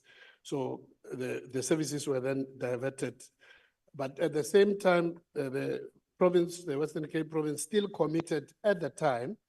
What was envisaged at the time was that a new hospital would be erected from that time and be completed as early as, at that time it was envisaged that it would be completed as early as 2019. But that has taken time. So they have been also upgrading other facilities in the area, such as the CHCs in Hanover Park. Also, some work is going on at Nyanga. There's particular budgets which have been committed. Guguleto is also under a lot of pressure because he's got a lot of clients, very busy, it's also in a confined area where it's not very easy to upgrade and expand, but the province is looking for an alternative site. Equally so, there are a number of other areas where there is work going on in terms of making sure that more services can be provided. So at this stage, the province is still committed to building a new hospital. A site has been identified, and once the necessary financial resources are available, they will be able to start, because the planning part of the new hospital has already been completed. So that is the state of affairs in as far as the alternative services following the decommissioning of this particular hospital, Honorable Chairperson. Thank you very much. Thank you, Honorable Minister. The Honorable Tembekwayo. Thank you, Acting Speaker. Minister, what happened to the projected cost of stage 1 of 2.2 billion? Is the money spent? If yes, how? If not, why? Honorable Minister. Thank you very much, Honorable Chair.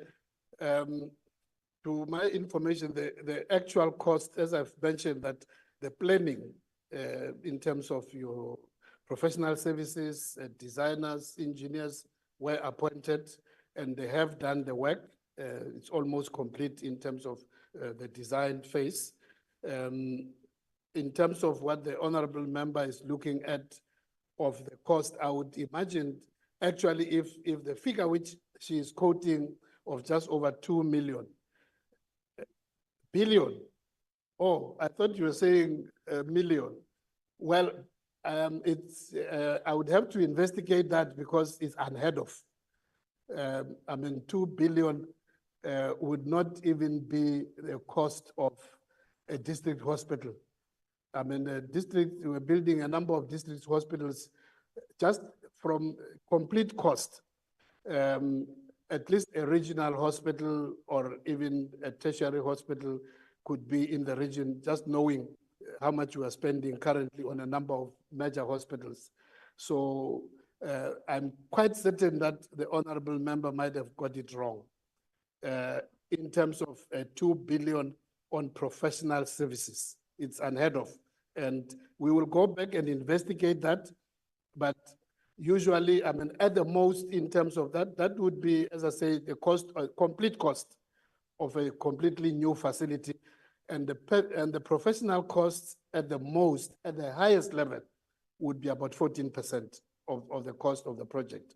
So that number is quite unlikely, but I'm sure the honorable member got it somewhere. She can provide me with the source, but I'll also go back and investigate. But as far as I can assure the House is that that service of design and engineering, I've been informed by the province that it's complete, and they're currently just finalizing the issues of the site, the relocation, I mean, the new site approval, and so that they can then be able to procure services for the construction. Thank you, Honourable Minister. The next supplementary question will be asked by the Honourable Tava. Thank you, Minister, for the detailed response and providing numerics. Numbers are a problem somewhere. Minister, the question to me is that clinics are a critical layer of our health facilities, is that closest to the people and addresses the ongoing health needs of communities. We further welcome the fact that a number of our clinics operate 24 hours a day. How many clinics will be completed this year? And which areas will receive these facilities? Thank you, Minister. The Honourable Minister. Thank you very much, Honourable Chairperson and Honourable Member.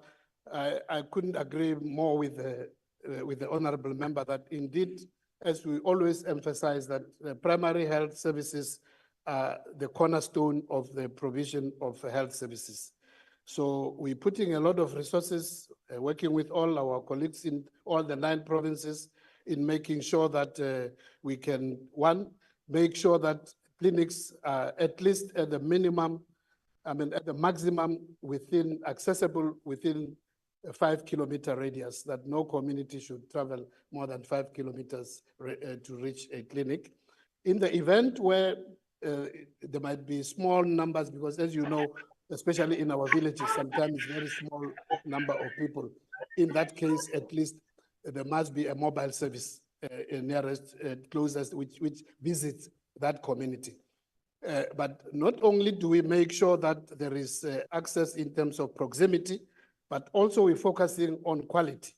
And that's why we have a program called the Ideal Clinic Realization Program, to which we are making sure that all clinics must be able to reach a minimum standard through which all the key milestones can be achieved in those clinics, and we work with provinces. The only thing which I can say to the honourable member is that I don't have the actual numbers on my fingertips in terms of how many will be completed in the 2023-24, but also in the 24-25. But what I can assure the honourable member is that we provide support in terms of those areas which are identified as our NHI pilot district, 11 of them in the country. We even give direct support from the conditional grant, but also in terms of the infrastructure revitalization grant, we also support provinces. That's over and above the fact that in the equitable share of provinces, they also have to make provision for new clinics, but also for upgrading. So we work concurrently with the provinces in support to make sure that we can improve the quality and access to primary health services. Thank you, Honourable Minister. The third supplementary question will be asked by the Honourable Clerk. Thank you, Chairperson. Mr. Minister, the past financial year, the OHSC has regressed in the number of facilities evaluated against its set targets. Furthermore, the ideal clinic status of 69.8% of hospitals that submitted an assessment was unsatisfactory. Given the budget cuts and the fact that public health facilities do not meet minimum norms and standards, what measures has the department put in place to ensure that communities are provided with quality health care in the time between hospitals being decommissioned and new facilities being built in the area? And when will the government ensure that all capital expenditure is directly financed and controlled by a healthcare facility administrator to avoid fraud and corruption? I thank you, Mr. Minister. Honourable Minister. Well, firstly, just in terms of the issue of decommission, this is not a regular thing that we decommission hospitals. It's only in the extreme. We prefer a situation where, wherever possible, that the upgrading must be done at the existing facility, because that's where, in most cases, unless if you can be able to find a very adjacent site where a new facility can be constructed, because most of the time, people are used to accessing those facilities where they exist. So we prefer most of the time to upgrade where they exist. In terms of making sure that those financial resources are actually implemented by health sector itself, it's a mixed bag. It's historic and it's also regulated. As you would see that most of the provinces, they would either have public works as the implementing agent, where although the budget is allocated to health, they would have as an implementing agent the Department of Public Works. And quite often there is a lot of delays in terms of those implementation. And that's why others have also gone to other implementing agencies, such as the Development Bank, KUHA, and IDT also gets roped in from time to time to make sure that they can be able to implement where they have agreement with the province. But what we also encourage is the fact that within health departments themselves, there must be some technical capacity, so that there must be people who understand infrastructure, so that they can monitor even when you appoint an implementing agent. In terms of meeting minimum standards like ideal clinic and ideal hospital, it is work in progress. We are trying to make sure that it's going to be fast-tracked and accelerated. And I'm very pleased that, as honorable members would remember, just over 2 weeks ago when the Minister of Finance announced the budget, he did also indicate that over the medium term, there will be 27 billion. Thank you, Honourable Minister. Your allocated time to is the now sector. expired. Thank you. Thank you. The last follow-up question will be asked by the Honourable Van Staden. Thank you, Acting Speaker. The Deputy Minister said I mustn't ask difficult questions, so I'll start with the easy ones. Honourable Minister, can you indicate to this House what is the status of a new Limpopo Central Hospital, which is located near the Pieter Mokaba Stadium in Polokwane, where construction started in July 2023? And can you give us an indication on how far this project is from completion, and will the hospital still be completed on time as planned in December 2026? Thank you. Honourable members, in line with my previous ruling, this is a new question that you're asking now, because this question of the Honourable Tembekwaya specifically refers to the GF Jooste Hospital, as well as the areas of Klipfontein, Menenberg, Gugulethu, and Nyanga. Honourable Minister, is there anything you would like to add to the primary question that was asked? But this is a new one. Honourable Chair, I'm happy to take the question. Yes, I also want to ensure, Minister, that you can reply, but I want to be consistent. That if I rule certain questions as being new questions, then we must not venture into the area of allowing new questions at the same time. You can briefly respond, Honourable Minister. Yeah, no, thanks, Honourable Chair. Happy to take the question of my opponent and friend, Honourable Van Staden. And just to say that indeed, honourable members, we are very proud of the fact that ultimately, after many years of aspiration, that our teaching hospitals must also reach even your marginalized provinces. Limpopo has been one of those which have never had a medical school, or even when the medical school was started, it was regional hospitals which were used for training. So now that process has been, as Honorable Van Staden indicated, we went to initiate on Mandela Day on the 18th of July last year. It's progressing extremely well. And I'm pleased that the local leaders at the municipal level, at the province level, business people, traditional leaders, we don't have problems of disruptions of 30% or any 10% or anything. When we initiated the program, we met with everybody, including the traditional leaders, and that has paid dividend because the project is moving very well. The updates which I'm getting on a regular basis indicate that the targeted completion, because it's a big hospital, that's why I was able to raise issues with the honorable member earlier on. That's now a big teaching hospital with various facilities, which will cost just over 3 billion rand. It's progressing well. We believe that it will be completed on budget and on time. The targeted period, because of its magnitude, it's in the next 4 years, in 2028, that it should be completed. So I can assure members that at this stage, we have nothing to worry. That project is proceeding very well. Thank you very much. Thank you, Honourable Minister. Honourable members, question 74 has been asked by the Honourable Adams to the Honourable Minister of Sport, Arts and Culture. The Honourable Minister. All right. I'm going all right.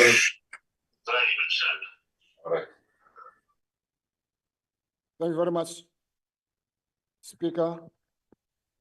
And thanks very much to Honorable Adams for this important question. Speaker, I have on numerous occasions indicated that government resources are not enough to meet the demands of sport and recreation sector at all levels.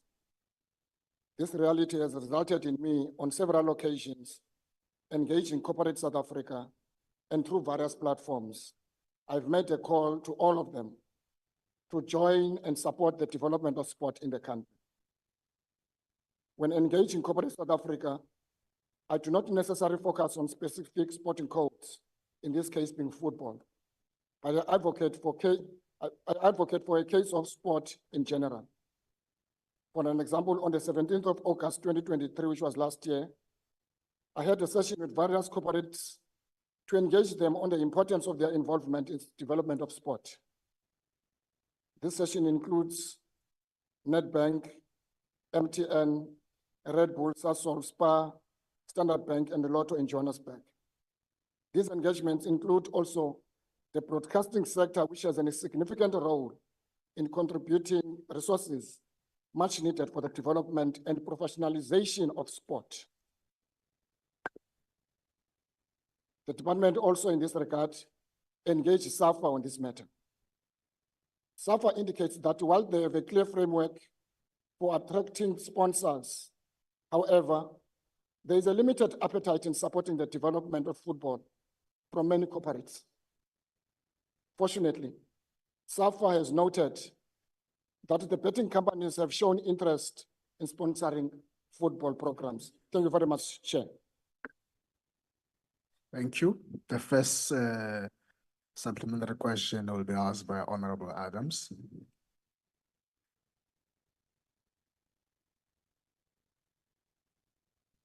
Thank you, Chair.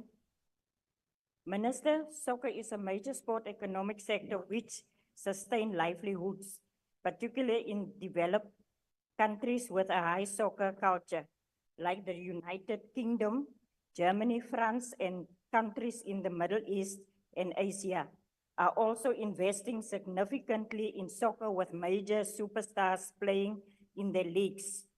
My question is, Minister, how many soccer leagues support sustainable livelihoods beyond the PSL?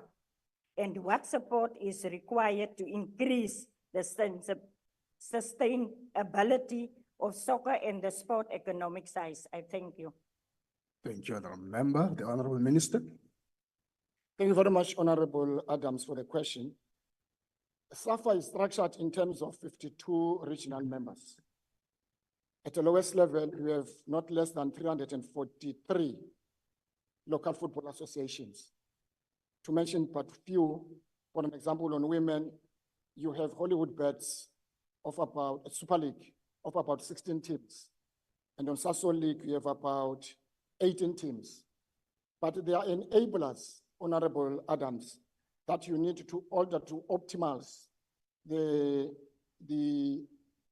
issue about participation of the leagues and their contribution. For an example, you need sporting infrastructure, you need stable leadership, you need governance. These are the enablers. But sponsors look for certain things as well for them to contribute. They look for mileage, they look for transformation, they look for governance. And I've always mentioned this issue when I deal with federations. For any sponsor or investor to come in, they look for two things: leadership stability in the federation and governance. Without these two, you're not likely to make any impact. Thank you very much. Thank you, Honorable Minister. We go to number 2. Honorable Van Dijk. Thank you, Chairperson. Millions of South African sport lovers would like to follow their various sport codes on national TV, but cannot do so because of ongoing load shedding. The dispute over broadcasting rights between SAFA and the SABC will further contribute to a lack of access for particularly poor people to watch the sports they love. Minister, how soon can SAFA secure broadcasting rights with alternative broadcasters, given the failure to reach an agreement with SABC? Thank you, the Honorable Minister. Although the primary question had nothing to do with load shedding, but what we have been dealing with, which we are working on, is to convene a conversation about sporting rights, because the issue is not just about football, it's about sporting rights in the country. As you know, that there's issues about monopoly that we must deal with, because SABC on its own is dealing with a lot of these questions. We are worried about the ability of many South Africans to be able to watch the sport of their choice. And therefore the exclusion, you know that we intervened in France, we intervened in Bafana Bafana, we intervened, working also with my colleague, Minister Kungubele. So that issue is the concern of us. But I think that is a matter that we'll continue to engage. But without dealing with a monopoly, we won't be able to deal with that issue. Thank you very much. Thank you, Honorable Minister. Number 3, Honorable Mthethwa. Thank you, Chair. Minister, I'm not sure whether it is because you are grappling with the environment you find yourself in. I'm happy that you're speaking about consulting, but I don't hear the voice from the private sector that says, what is the reason they are not coming through? You speak as if you're speaking alone to the private sector, and yet you're not giving us the reason why the corporate sector is not sponsoring generally the sector. What is the reason exactly?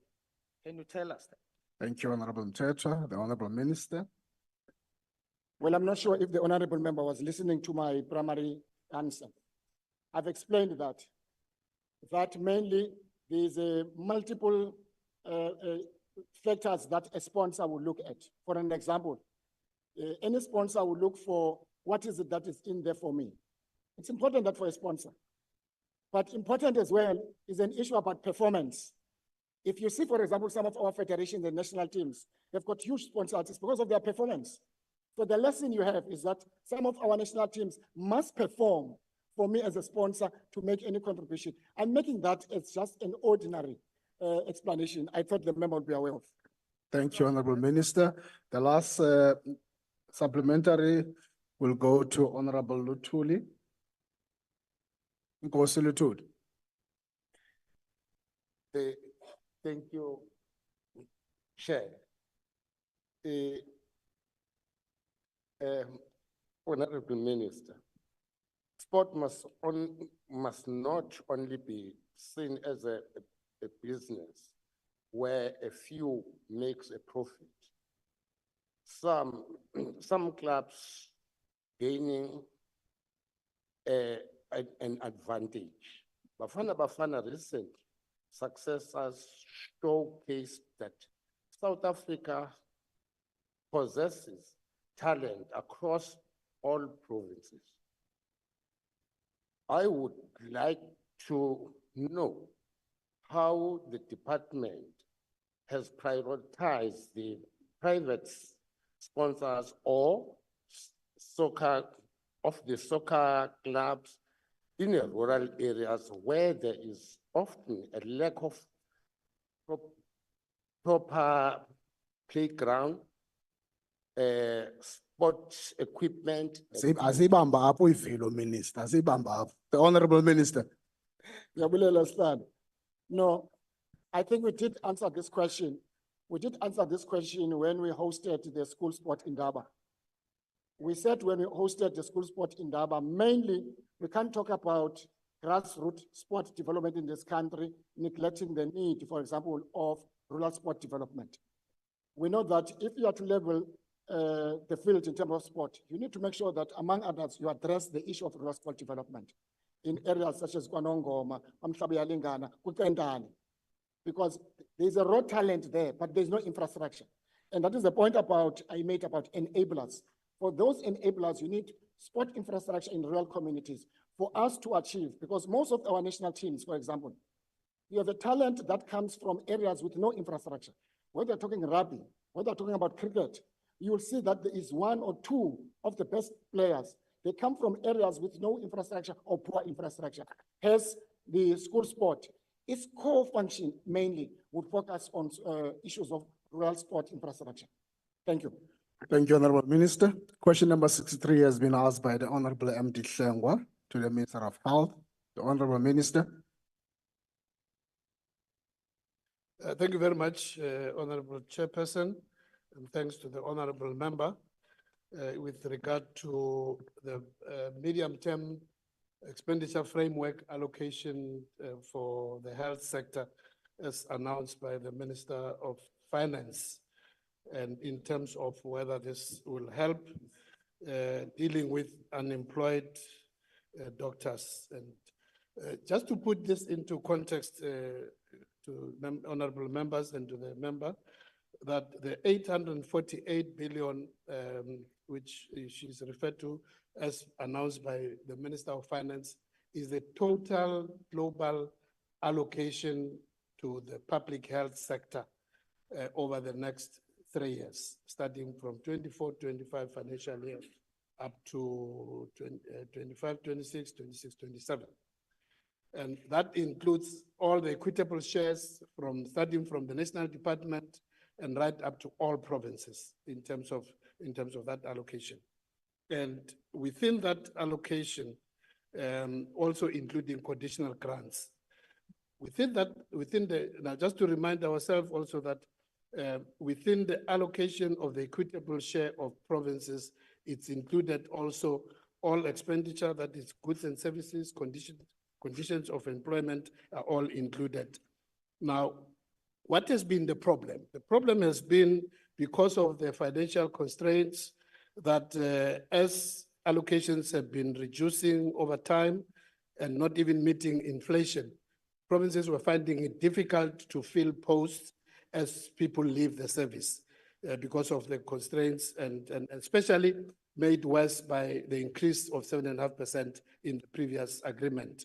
So what does the minister then announced additionally over and above the global picture, the global allocation is an additional amount of 3.7 billion for this year and then also going into the next 3 years, which is specifically to assist in this regard, with regard to compensation of employees, to make sure that provinces don't then end up having to take funds from goods and services to order to fund what is the statutory requirement of compensation of employees. With this assistance, just from 1st April 2024, provinces working with us, we are now working on unfreezing posts where some of those have been frozen because of the challenge in terms of the cost of employment, and making sure also that in doing so, the young people who qualify, not only in medicine, in nursing, pharmacy, and all other professions, can increasingly be employed. Just in terms of a focus on the medical side, we have been working with all provinces and also with all the two associations, the union which is called Summer Trade Union, and also the association which is called South African Medical Association. They have given us their data. We have compared that also with posts available in the provinces which are now activated. And I can say to the honorable members that working diligently with them, we're following this on a weekly basis. All the provinces have now been able to advertise posts and also make sure that those who want to work in the public service apply. And we're comparing notes on a weekly basis to see these are the posts advertised. These are the list of people who we have who want to work in the public service and who we can check whether as interviews are happening and professionals are being appointed on a weekly basis. I can just say that as a result of this, just as of yesterday, at least out of the 800, just over 800 who had submitted their details, just around 270 of those had already received appointment letters. So this is going on. We're quite certain that by the time we reach the end of March, most of, if not all those who have indicated interest and are still, Minister. they will be able to get Thank you, appointment Honorable letters. Minister. First, Honorable Hlengwa. Thank you, Honorable Chairperson. Thank you, Honorable Minister. I appreciate your response. And it was quite informative and comprehensive. Thank you. However, I would like to request specific information to the manager of the department has in place to ensure that this budget for employing unemployed doctors is utilized in a fair, effective, and efficient manner. I want to know the exact number of doctors that your department, Minister, plans to hire in 2024, 2025 with the allocated budget for recruitment and the timeline for the recruitment. Thank you. Thank you, Honorable Hlengwa. The Honorable Minister. Thank you very much to Honorable Member and thanks, Chairperson. In terms of being a fair process, I can assure the Honorable Member that it is very transparent. And that's why I've emphasized the fact that unlike, for instance, that's where sometimes some members of the public and sometimes I see even some honorable members maybe miss the point that because of the fact that unlike when students finish, even let's say in medicine, in nursing, in other fields where there is internship as a statutory requirement, in that case, as a government, we are obliged to find opportunities for those and place them. So that's why we have a system of placements for interns and also for community service, because it's a statutory requirement. They submit their details. We have worked together with provinces, identify the posts, and then say to so-and-so, we are allocating you to this hospital because it's a requirement that they must do it. But once they've completed all that and now they are fully registered in what is called independent practice, they are free to can go anywhere. They should compete. So that's why the process which we're engaging on is provinces are telling us these are the vacancies, they must advertise them. And then each individual person has a choice to say, I want to go to Chris Halibara, I want to go to Mankweng Hospital and so on, and then be considered and submit their details. Point of order, Chairperson. Just a pause, Honorable Minister. Honorable Chiro. Thank you so much, What is the point of order? Yes, the question that's asked is very important. How many doctors have you budgeted to employ in the year 2024 and 2025? The minister must answer that question. Oh, no. Please take a seat. Please take a seat. The minister is answering the question. In the middle of that, you are interfering with the minister. Please don't do that. Please don't do that, Honorable Chiro. Go ahead, Honorable Minister. So, Chair, well, I know this is not my area, but I'm answering Honorable Hlengwa. Please go ahead, Minister. Yes. And I wanted to assure her that it is fair and transparent. That's how we make sure that this is very transparent, working even with the stakeholders. And beyond that, Honorable Chair, in terms of the question of how many, I've already indicated that because we work with the associations, because you see, again, unlike with interns where so many graduates have completed, when people have completely been registered for independent practice, you would never know how many want to work in the public service.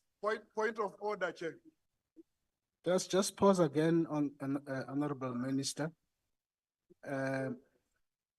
Honorable Member. Chair, Honorable Naledi Chirwa stood here in accordance with Rule 68 to say the speaker on the podium is irrelevant. Can he please give us a number? Please take a seat. Irrelevant. We want a number, Please not a take a speech. seat. How Please take a many? seat, member. Please take your seat.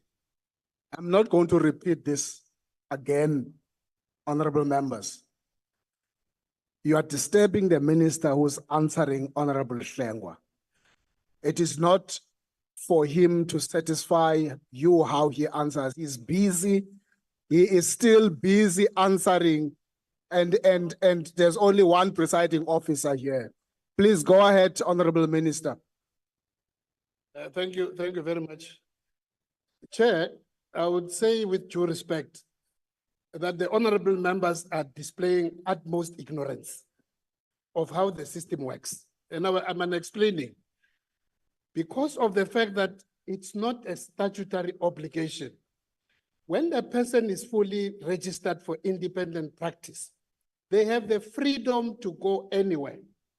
So we may know that, for instance, I'll tell you, we had 2,200 doctors who completed community service. We don't know where they want to work after that. We don't know because they are free, they are independent. What we then depend on, it's only when you advertise a post and somebody submits an application. We have already advertised, all the provinces have advertised just over 1,100 positions. Those have been advertised. Thank you, Honorable Minister. Those have been advertised. How many takers? We don't know. Thank you, Honorable Minister. It's going to depend. You have responded to the question. Go and work where? Thank you, Honorable Minister. Now, thank you, Honorable Minister. You have responded to the question. Thank you. I now proceed to Honorable Dlamini. Honorable Dlamini. Thank you very much, Chairperson. And thank you for protecting the speakers. The ANC government has expanded training for health practitioners in our various higher education institutions. The government has further trained hundreds of doctors through the Nelson Mandela Fidel Castro partnership with the Cuban government. My question to the minister, what is the alignment of the health skills development capacity with job market opportunities to avoid circumstances which lead to unemployment of health practitioners who are a need for our health system? I thank you, Chairperson. Thank you, Honorable Dlamini. The Honorable Minister. Thank you very much to the Honorable Member, the Honorable Chair. As a Department of Health, we work very closely with the training institutions, whether it be medical schools, other health sciences training institutions, nursing colleges. So we work very closely with them to monitor the intake and also the output. Just to give you an example that as a result of that, when there were some of the institutions sometimes complaining that why do we send so many young people to Cuba to start learning in Spanish before they can even study medicine? We said to them, increase your uptake of young South Africans because now they are you are very limited. And they've done so. So they've been able to increase almost all of them. We have also approved some new medical schools, like as you would know, Walter Sisulu has been there for some time. We've also approved Limpopo, and there are two others currently who are considering together with Minister Nzimande's department. But as we do this, we also look at the needs in the country, and we, for instance, have said to them, you need to also look at your curriculum, because what is required and the direction, as I mentioned earlier on, we want to emphasize on primary healthcare. So part of the reason why we are very keen on the Cuban training program is its strength in primary healthcare. So we have challenged the local medical schools to say, please don't continue with this hospice-centric training. curative training. Make sure that you adapt to primary health, because going forward, we want to emphasize more on doctors being able to work in communities and not only wait for people to come to hospitals as they do in Cuba, have an allocation to work in communities and families. And so that's the way in which we want to align, the skills which are coming out, and the same thing, not only in terms of doctors, but also nursing and other health professions. So that's how we're aligning the skills needed and also the training. Thank you very much. Thank you, Honorable Minister. Third is Honorable Hickling. Thank you, House Chair. Minister, the ANC constantly refers to itself as a caring government committed to the upliftment of all citizens in South Africa and using healthcare as the great leveler of the playing fields. And yet it is the ANC government, the Department of Health, the Council for Higher Education, who has put into place unworkable regulatory barriers to prevent private institutions from becoming involved in training doctors and nurses, as discussed by BUSA with government for the past 4 years. When will the National Health Professions Bill be amended to allow medical students and nurses the option to complete their internship and community service in private or public sector, thus ensuring the placement of all unemployed, qualified doctors and nurses who are undergoing training in South Africa? I thank you. Thank you. The Honorable Minister. Thank you very much to Honorable Member. Honorable Member, you know that private sector is not driven by equity. Private sector is driven by profit. And I mean, you can see even in terms of, affording access, that is driven by profit. Now, if we then extend that to access to training, that will be a disaster. If access to training is going to be determined in terms of who can afford. And that's why, as much as a lot of business and people want to venture into also getting licenses to train undergraduates, we have said that that will be a disaster in terms of if we go that route. It must remain a public good. The training of health professionals must remain a public good, where even people from poor families can be able to access those facilities. Again, you would be aware that private institutions, in terms of the current legislation, I'm sure that's what you want us to amend, that they must now be able to employ, because currently they are not allowed, for instance, to employ full-time in terms of doctors. Again, that will be a major drain from the public sector if we were to amend that.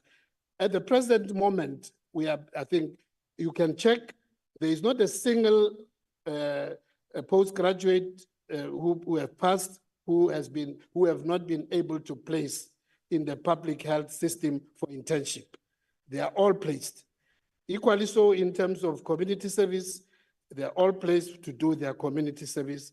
As I explained earlier on, the only area where we had the struggle is in terms of those who have already completed, who are now have done all their obligatory training. So I know that there is that clamor for private sector to venture into areas of training health workers. There's some element in as far as nursing, there are private nursing colleges. We have had a very worrying experiences also in that regard. So we are really treading very cautiously in that area because we don't want to exacerbate issues of inequality. Thank you. Thank you, Honorable Minister. The last one, Honorable van Staden. Dankie, voorsitter. Ek sal weer probeer. Honorable Minister, while the country has a shortage of doctors, there are nearly 700 young doctors. Thank you, Chairperson. I'll drag it. Sitting at home waiting for a position at the public hospital. In the meantime, while this is happening, it is reported that doctors at the Chris Hani Baragwanath Hospital are working 120 hours overtime per month to accommodate patients. Now, my question is, what measures do you and your department have in place to see to it that money that is allocated for the appointment of doctors is actually used for these appointments and not shifted and used, for example, to cover medical legal claims? And if there are no measures in place, what is the reasons for that? Thank you, Chairperson. Thank you, Honorable van Staden. Honorable Minister, before you respond, you have a choice. There are two parts of that question. And the follow-up is supposed to be one question. So you will choose which one you answer. Go ahead. Well, let me just say to the honorable member that what I've mentioned earlier on about the very constructive working relationship we have with Treasury in terms of helping us to deal with the question of the workload and making sure that we can activate as many posts, including Chris Hanibara, as is indicated. As the minister announced this additional allocation in the same as even in the MTBPS, there was an amount of just over 8 billion, which was also allocated to cover the additional 7.5% salary increase. This is in addition, but this is ring-fenced as compensation of employees. As it goes out to provincial treasuries, they can't shift it to any other activity except compensation of employees.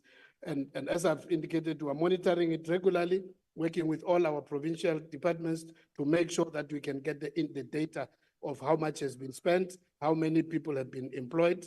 And we're quite certain that because of the nature of the fact that this is earmarked, it's not general equitable allocation, it will actually alleviate the pressure in terms of the workload which the honorable member has indicated. Thank you. Thank you, Honorable Minister. Question number 75 has been asked by Honorable M.A. Zondi to the Minister of Basic Education. The Honorable Minister. No, thank you very much, Chair. Chair, honorable members will recall that the teaching of arts is very critical to the basic education system. It has been included by UNESCO to be part of science, technology, engineering, and maths. Hence, we now, instead of saying STEM, we say STEAM, which include arts.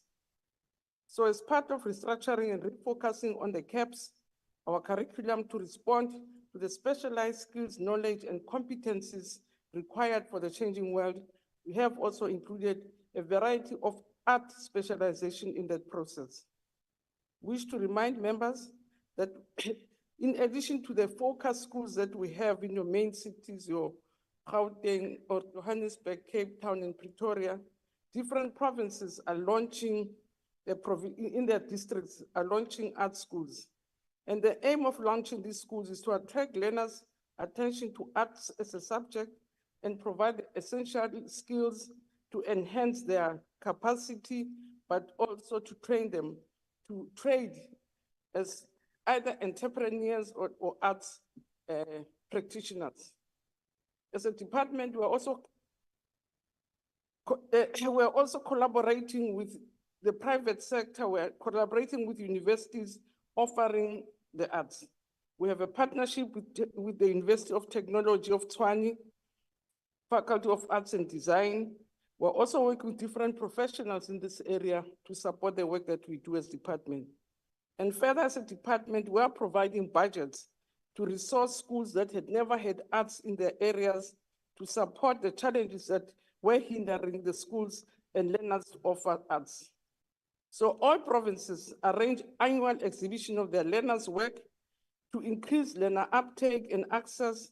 The quality of work and the impact of the creative and innovative process of the arts has had on learners' work has been exhibited and can be clearly seen in different spaces.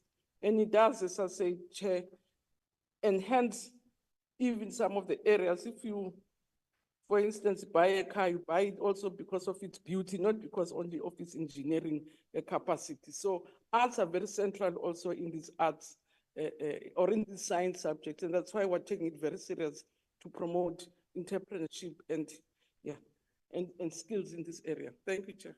Thank you, Honorable Minister. First follow-up, Honorable Zond. Thank you, Honorable House Chair. And Honorable Minister, your response, Honorable Minister, your comprehensive response is much appreciated. Honorable Minister, in order to promote the uptake of arts in our— Your mic is not on.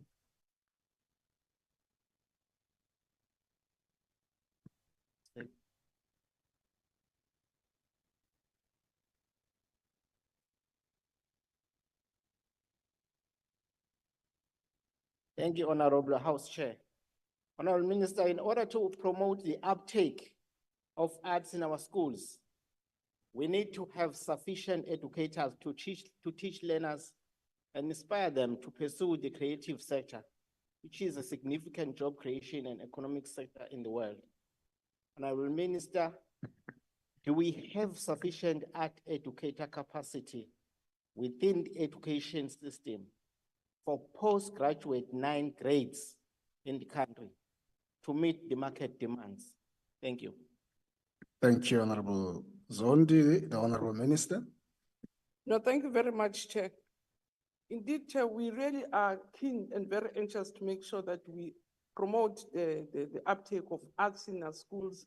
And we have lots of programs, as I say, including exhibitions. In terms of practitioners, because it's not an area which has been very common, though we already now have young teachers who were trained in art schools at universities. But in the main, we're dependent on arts practitioners supporting our teachers in the teaching of arts. On our side, it's to have an approved curriculum by Umalusi that the subject itself is recognized for university entrances or for university acceptance, for acceptance at institutions of higher learning. So we are really mainly, that's why even our partnership has to go with universities which have faculties, but on our own, we still are not adequately resourced because it was major schools in Cape Town, in Gauteng, in Pretoria, where they had schools of arts, but not very many towns had schools of arts. It's only now that we're facing it in different parts of the country because of its importance. And I say, the importance that UN has placed also on arts as part of science. Thank you very much. Thank you, Honorable Minister. Honorable Van Zyl, you next. Thank you, House Chair. Minister, while the ANC policy over the last 30 years has been to shut down the creative arts in schools, the Democratic Alliance, in its plan to rescue South Africa, undertakes the diversification of the curriculum. Specialized arts academies like the Lady Grey Arts Academy in Lady Grey in the rural Eastern Cape, not Joburg and Cape Town and Pretoria, are so few and far in between that learners wanting to take up this stream of education need to leave home in pursuit of an education in the creative arts.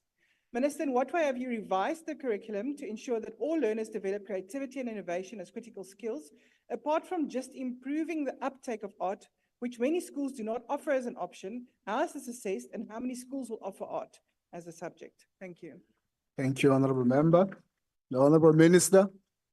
No, Chair, the fact that I didn't mention all the towns does not mean that I don't recognize that the schools of arts were in between. I could list all of them. So it's not only, as I say, Joburg, Pretoria, but there are very few in between. And the question to say, what is it that we do?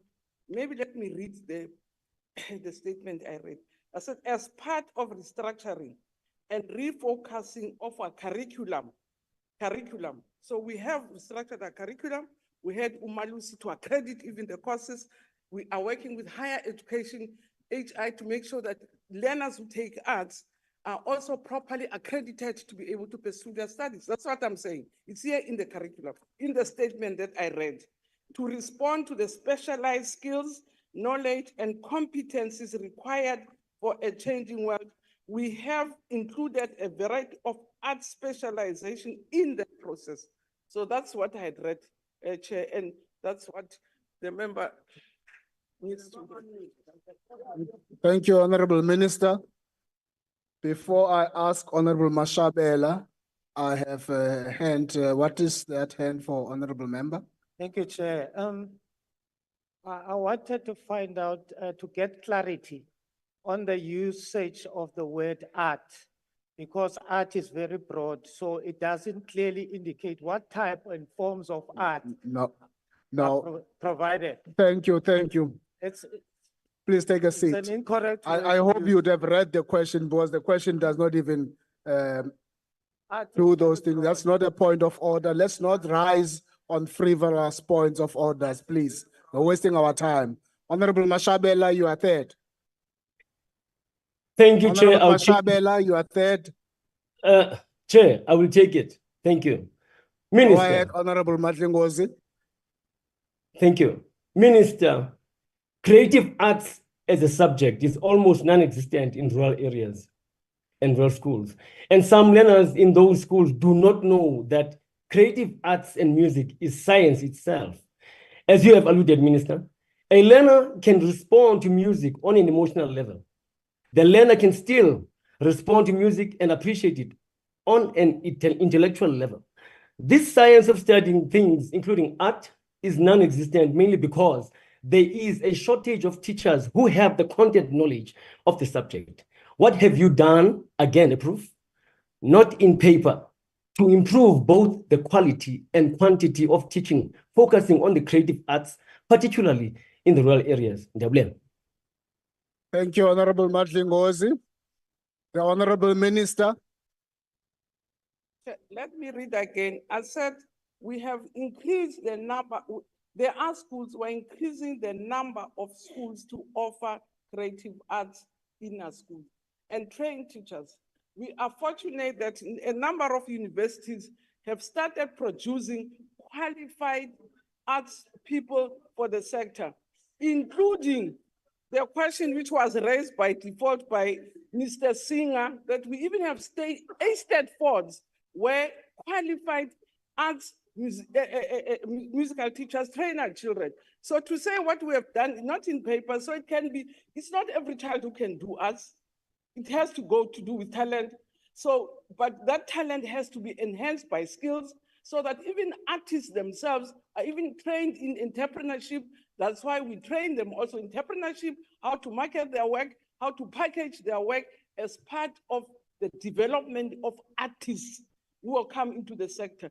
It's a curriculum, it's with Umalusi, it's recognized by higher education. I don't know what else you don't want as a paper, because it has to be on paper to be recognized. It can't be in the air. It has to be on paper. We're a formal system. We're a formal system here. You can go and sing in the street, but to be recognized, want to keep paper. Thank you, Honorable Minister. Before I recognize Honorable Ngobo, Honorable Khadebe, your excitement must not be translated onto the table. Please. Honorable Ngobo, you are recognized. Honorable Ngobo. Thank you, Honorable Chair. I will take the question for. Please go ahead. Thank you. Honorable Minister, in light of the prevailing challenges and opportunities presented by the state of art education in South African schools, particularly within the public schools system, and given the societal misconception that art is not valuable career path. My question, but we appreciate, I'm an art teacher, we appreciate. Are there communication and awareness initiative that this department of yours, Mama, has undertaken to shift parental mindset towards recognizing the value of art as subject and dispelling stereotype associated with it? Thank you. Thank you, Honorable Member. The Honorable Minister. Ngibonga kakhulu bengisoqhubeka sikhulume ngesiZulu. Kodwa ke thina mphendule ngesiLungu. Ngivumelana nawo konke okushilo. What I also said is that we really work with the different faculties to assist with the advocacy in the arts, and we conduct interviews and participation in the professional learning clusters to enhance awareness of the arts and instill interest in showing the value of arts. So it is work that we're doing, because as you correctly say, parents feel very uptight if they have a highly talented, a gifted child. They are worried about their career opportunities if they only focus on arts, and they would rather ask them to do arts and something else as a safeguard. Because up to now, sometimes it's been very difficult, especially for your written art, that young people find jobs and opportunities. But we've seen in other areas, South African artists have grown and become international figures. And that's why we even train them in advocacy, in packaging their work, but also in networking in the systems that they find themselves. So, Hayi abanye bayaqagela nje. Bacela ukuthi mawucula nje soyifundile. Adikanti uyaziculela njengoba isipho sakho. Thank you, Honorable Minister. Question number 128 has been asked by the Honorable S.J. Moore to the Minister of Sanitation.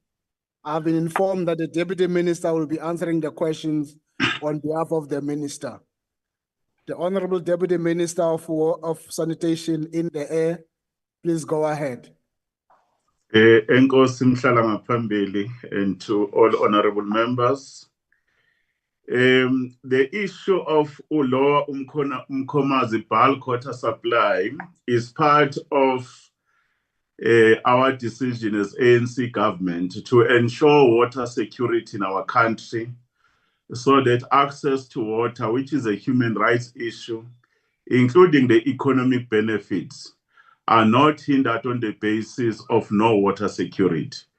This project is being implemented by Umgeni Utukela Water Board. It is aimed in ensuring that we cover issues of water security in KwaZulu-Natal, especially for the communities of Uku District Municipality and eThekwini Metro. It is aimed at unlocking the economic growth and access to water for those communities, and more than 100,000 beneficiaries are going to benefit from this water bulk system, and it is estimated to cost us about 6.1 billion rands, and we plan to complete this project, Chair, by December 2027, where water will flow, including its own benefits. Currently, the project is divided into two phases. The issues of raw bulk water system, that is phase one, that has already commenced, where there's Ngwadini abstraction, Ngwadini of channel storage dam, good enough abstraction and good enough dam, including the reservoirs.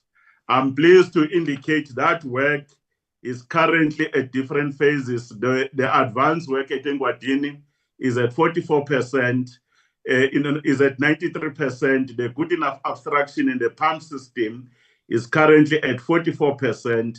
And the construction of the off-channel storage dam in Ngwadini, Chairperson, we just started with the construction currently in January 2024.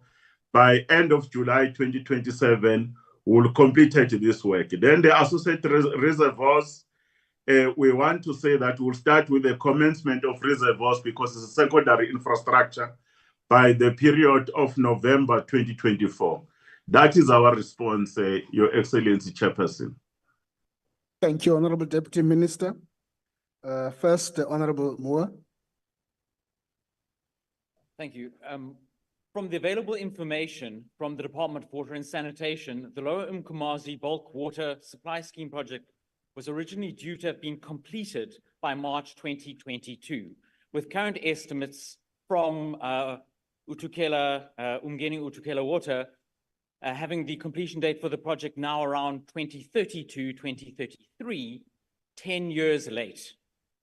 As is usual with the ANC, nothing runs on time and everything is over budget. However, Deputy Minister, on Sunday, the Minister, on Sunday, the 4th of February this year, the Minister met with residents of Verulam because they and many parts of the ANC-run eThekwini have not had water for weeks and months at a time, because your municipality somehow manages to lose 60% of the water pumped to it by Umgeni Utukela. This has been going on for years and nothing serious has been done about it. The Minister committed to residents that the given date for all of these challenges to be resolved is the 15th of February. No effort would be spared in resolving these water supply challenges. Guess what? 3 weeks later, and there is still no water. But that's the ANC for you, never short of lie, but always short on service delivery. Just yesterday, it was reported that firefighters struggled to extinguish a fire at a furniture factory in Verulam because of a lack of water, because the same area you said would have water still doesn't.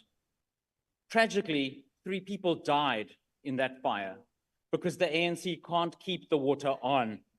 Please, can you confirm whether, had the department completed the project on time and on budget, eThekwini would not be facing the current ANC-inflicted water shortages And if this is so, does the ANC government accept responsibility for the misery it has inflicted on the residents in eThekwini who have no water? Thank you. Thank you, Honourable Member. The Honourable Deputy Minister. Well, thanks, Chair. Unfortunately, this member is stooping so low, even at the expense of the people that have perished in a fire incident, of which, as the ANC-led government, we convey our condolences. We will never play politics and ideological issues around the question of what. The very same issue of this bankrupt political organization, they don't appreciate that in their own municipality they run, which is Tswane, where we stay. More than 34 people actually perish on the basis of poor governance and poor delivery by a water service authority. Order, Chair. Honourable Called the Deputy state of Minister. Tswane. Honourable Deputy Minister, please take a pause. Honourable Mani, what's the point of order? The AFF is not bankrupt. The minister can't make those. That's not a point of order. Please sit down, Honourable Mani. That's not a point of order. Please sit down. Honourable Deputy Minister, please proceed. Well, Honourable Manye just choose to be ignorant. I never spoke about EFF. I'm speaking about DA here. Please That proceed, I Deputy actually- Minister. I've Thank heard you very much. Chairperson, this is a new question, and this member knows the rules, and he must never throw stones in a glass house. The situation at Tegwini is being attended to. As a ministry, working with the Minister of Finance and working with COGTA as we have spoken, the issues of water security. You have the bulk water supply system from Lower Umkomazi is currently happening because we have actually brought all major projects that were delayed back on track, including the Upper Umkomazi, that we have actually made a decision, including that we have finalized agreements, so that there is no problem of water security. The issues around water service delivery failures and issues of water losses is not the problem of eThekwini Metro alone. A number of municipalities in our own country, even run by other political parties, they are losing water between 40 to 50%. As a ministry, we are very focused to ensure that South Africans, they do get reliable supply water services without fail. We do agree that we have been on the ground, especially in Watimba and other areas, because when there are problems, we don't shy away and we don't speak from a distance in resolving the issues of our people. Abantu baseThekwini, neendawo zamaphethelo Thank you, Honourable Deputy Minister. will be Your able time to has bring water expired. as promised. Thank you. Thank you. Second, Honourable Mashiko. Thank you, Chair. Having known that indeed the Umgeni Water Board has been repurposed and re-established, and therefore the Umkomazi bulk water supply project, as it has started to do its work properly. How many people have been employed in the categories of women, youth, and people with disability, and how many service providers have benefited from the project according to the above categories, having been repurposed the board of the Umgeni Water? Thank you, Honourable Mashiko. The Honourable Deputy Minister. Chair, I will indicate that I don't have the figures offhand right now. Honorable Mashiko, who's also our chairperson of the portfolio committee, will provide you with the figures. What we can indicate is that this project, as indicated earlier, it will benefit more than 100,000 beneficiaries. 100,000 beneficiaries will have access to clean water that is reliable, but at the very same time, it will unlock the economic opportunities. Because KwaZulu-Natal, when you look around Uku district and eThekwini as our tourism hub, but also a number of other activities that are happening there, will be able to do that. Our implementing agent, you are correct, Umgeni Utubela, has a new board, and there was a smooth transition around the reconfiguration of the boards with a strong technical capacity and a strong balance sheet, as we know in terms of good governance. In terms of our directive, Chair, we want to confirm that 40% of the work that is happening there, we have directed that it must go to women. And then 20% will be accessed by young people, but will also provide skills opportunities for enterprise development. But it will also provide technical skills before, during construction and post-construction in the management of the infrastructure. But there will also be the issues of localization, because local people, they too must be benefiting out of the 6.1 billion rands. That is a direct investment in terms of the issues of infrastructure rollout in that particular part of KZN. Thank you, Honorable Deputy Minister. Honorable Moshala, you're next. Thank you, Chair. Honorable Aris will take it. In the light of recent tragic events surrounding the lower Umkumasi bulk water supply project, including the murder of Councillor Molefe, Honorable Member. provide assurance Honorable regarding the Member, safety- I don't know, I don't think the Deputy Minister can hear you. Please come closer to the mic. Nou, julle wil nie ek moet praat nie, nou sal ek praat. In the light of recent tragic events surrounding the lower Umkumasi bulk water supply project, including the murder of Councillor Molefe, could you please provide assurance regarding the safety measures being implemented to protect those involved in the project's execution? Additionally, what steps are being taken to address the concerns raised by the community members and officials regarding the project's impact on local communities? Honorable Deputy Minister. Chairperson, we can't ascribe the unfortunate passing away of the councillor to be related to this particular incident. And I can assure you, Chairperson, should I proceed? Please proceed. No, thank you very much, Chairperson. I was also indicating that we do have a new phenomenon around the question of vandalism of infrastructure, issues of extortion, especially led by so-called construction mafia. And we are very pleased that His Excellency the President, working with the Minister of Police and the entire security cluster, ministers in the economic cluster, we are working very close with the task team that is looking at vandalism and the extortion, especially that was emanating from KwaZulu-Natal, other parts of our country. And we've agreed that we should work with communities very closely and organize business at a local level to ensure that we're able to deal with this new phenomenon of killing of people and the vandalism of infrastructure.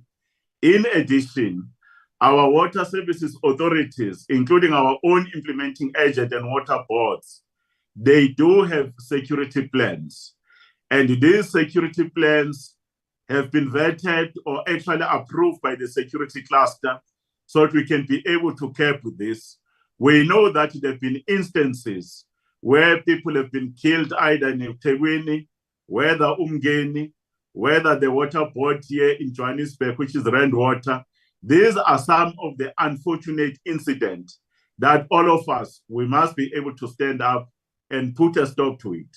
As I've indicated earlier on, our position as the ANC government in terms of promotion of economic development for locals will have set aside the 30%, not for those that will want the money and go away, so that they can be able to participate, grow their entities, develop the particular skills. Thank you, Honorable so Deputy they Minister. can be in a position to participate in our Your economy. time has expired. Thank you. Honorable Buthelezi, you next. Thank you, Honorable Chairperson. Buthelezi.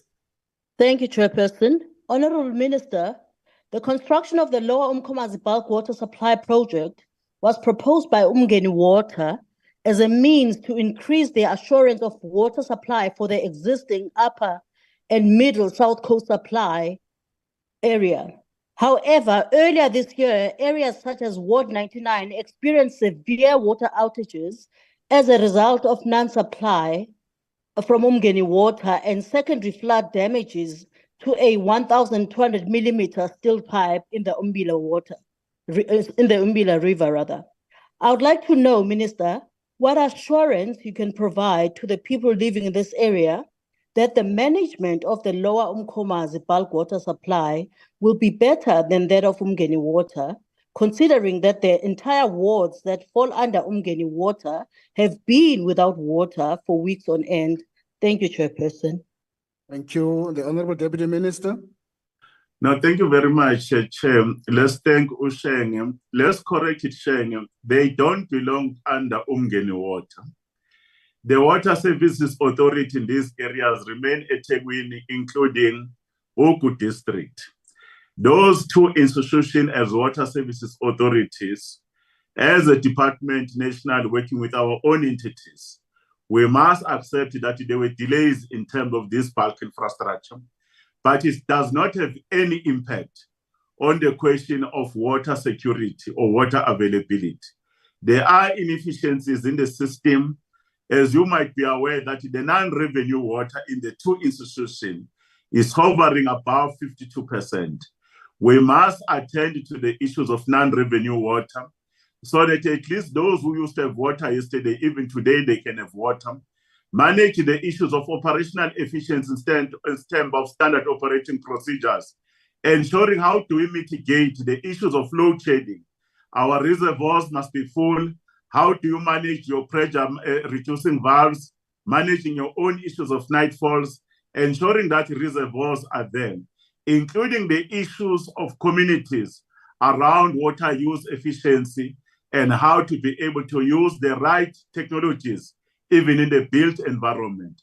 At this stage, by the time the project comes on board in 2027, we'll have improved the capacity of this institution, supported by our own water boards, or by their own capacity that they will have built as their own entities to ensure that issues of efficiency that are linked even to revenue enhancement, including the issues of customer satisfaction, are not the problems that must be experienced.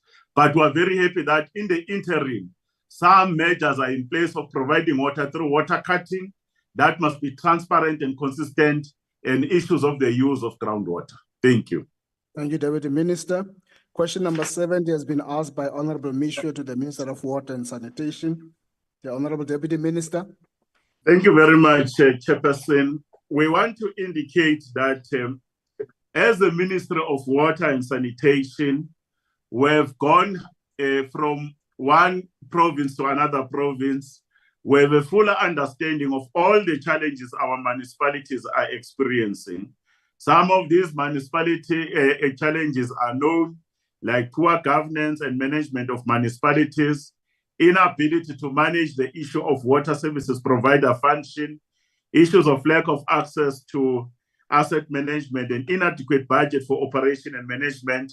We've produced the reports called the blue drop, the green drop, and now no drop, of which the no drop report is about issues of non-revenue water that we've been able to indicate about asset management. And then the blue drop around the issues of water, whether is it of good quality to be used by various users.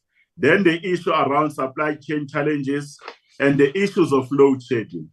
We've then been in a position to ensure that we support these municipalities. In the current budget, more than 14 billion rands has been set aside around the grants that are actually managed by our own department, so that we can be in a position to do that. But over an MTF period, 44 billion rand is budgeted to be able to support municipalities, either to ensure that the current systems are refurbished, the existing infrastructure is functioning optimally, but we also build new infrastructure to ensure issues of water security that is being there. We're also building new dams, new canals, pump stations, including bringing water from other countries, so we don't run out of water in our country. We also have development, we develop with all provinces, provincial bulk master plans, so that we can be in a position that water resources are managed well. We have made a decision, Chairperson, that the current challenges municipalities they face, we want them to impose Section 78, appoint competent authorities to provide water while they build on their own capacity. They must also attend to the issues of financial provision, where a certain percentage is set aside, money from water sales is being ring-fenced. But in addition, we have a water partnership office working with DBSA, infrastructure fund in the National Treasury. Private sector is on board to support municipality. Lastly, on issues of capacity, we have said to municipalities, let's train everybody who works in the water sector within a particular period. They must have the necessary skills within 3 years and certificated by all our qualification authorities, including working with sitters. The issues of vandalism and the destruction of infrastructure, I've spoken to the earlier question, working with law enforcement agencies, our communities, so that we can be able to reverse the trend of destruction of the main infrastructure that is critical to bring services to our citizens. Honorable Deputy Minister, Honorable Mishwe.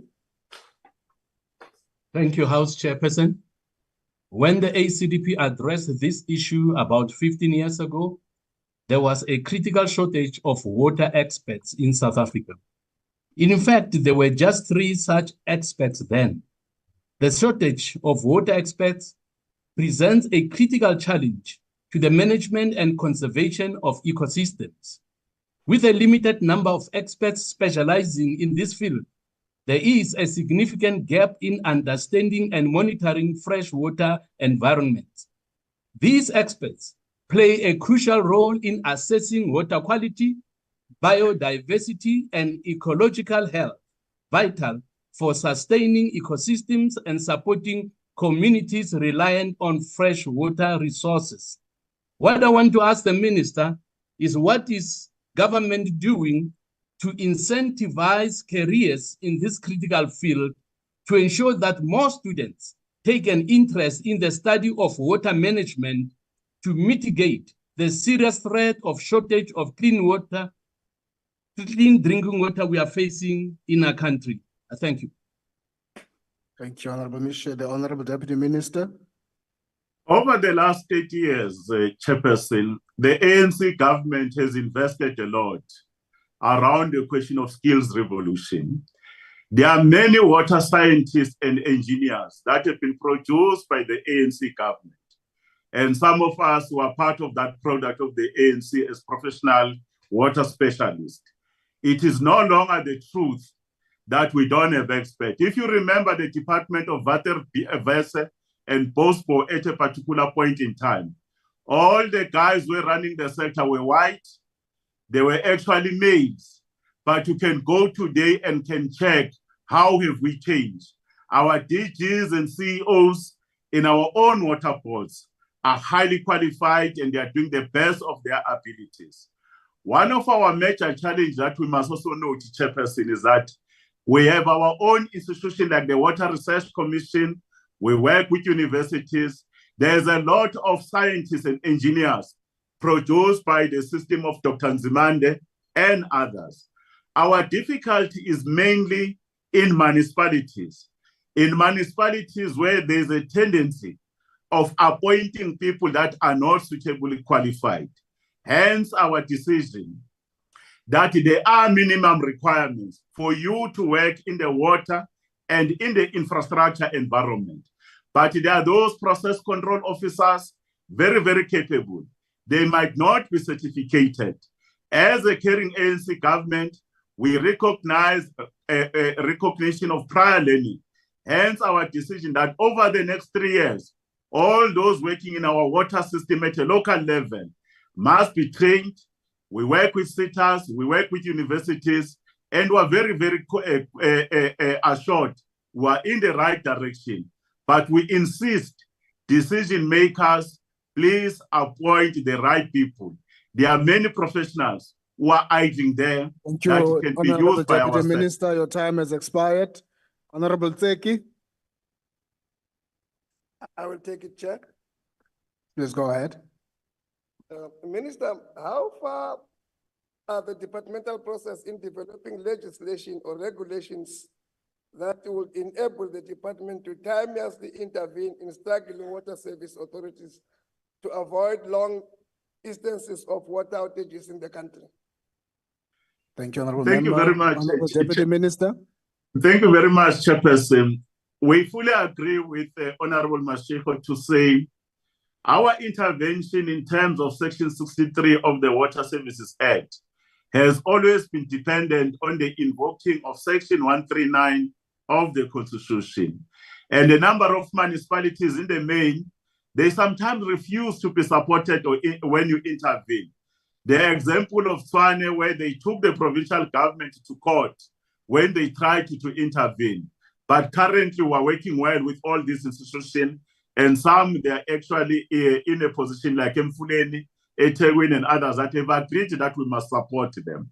We've tabled a legislation that has to be considered by the House so that we can be in a position to ensure that, one, there is the strengthening of the ability of the department to intervene, the issues of water service providers to be delinked from the issue of water service authority, where you can appoint competent water service providers with the issue of the department giving the operating licenses, but at the very same time, using other mechanisms like how do we ensure that the grant system, instead of giving direct grants, we give indirect grants so that we can be able to deal with the issues of lack of implementation and the projects that are being delayed, and including the support that we give around the question of using the district development model. I thank you.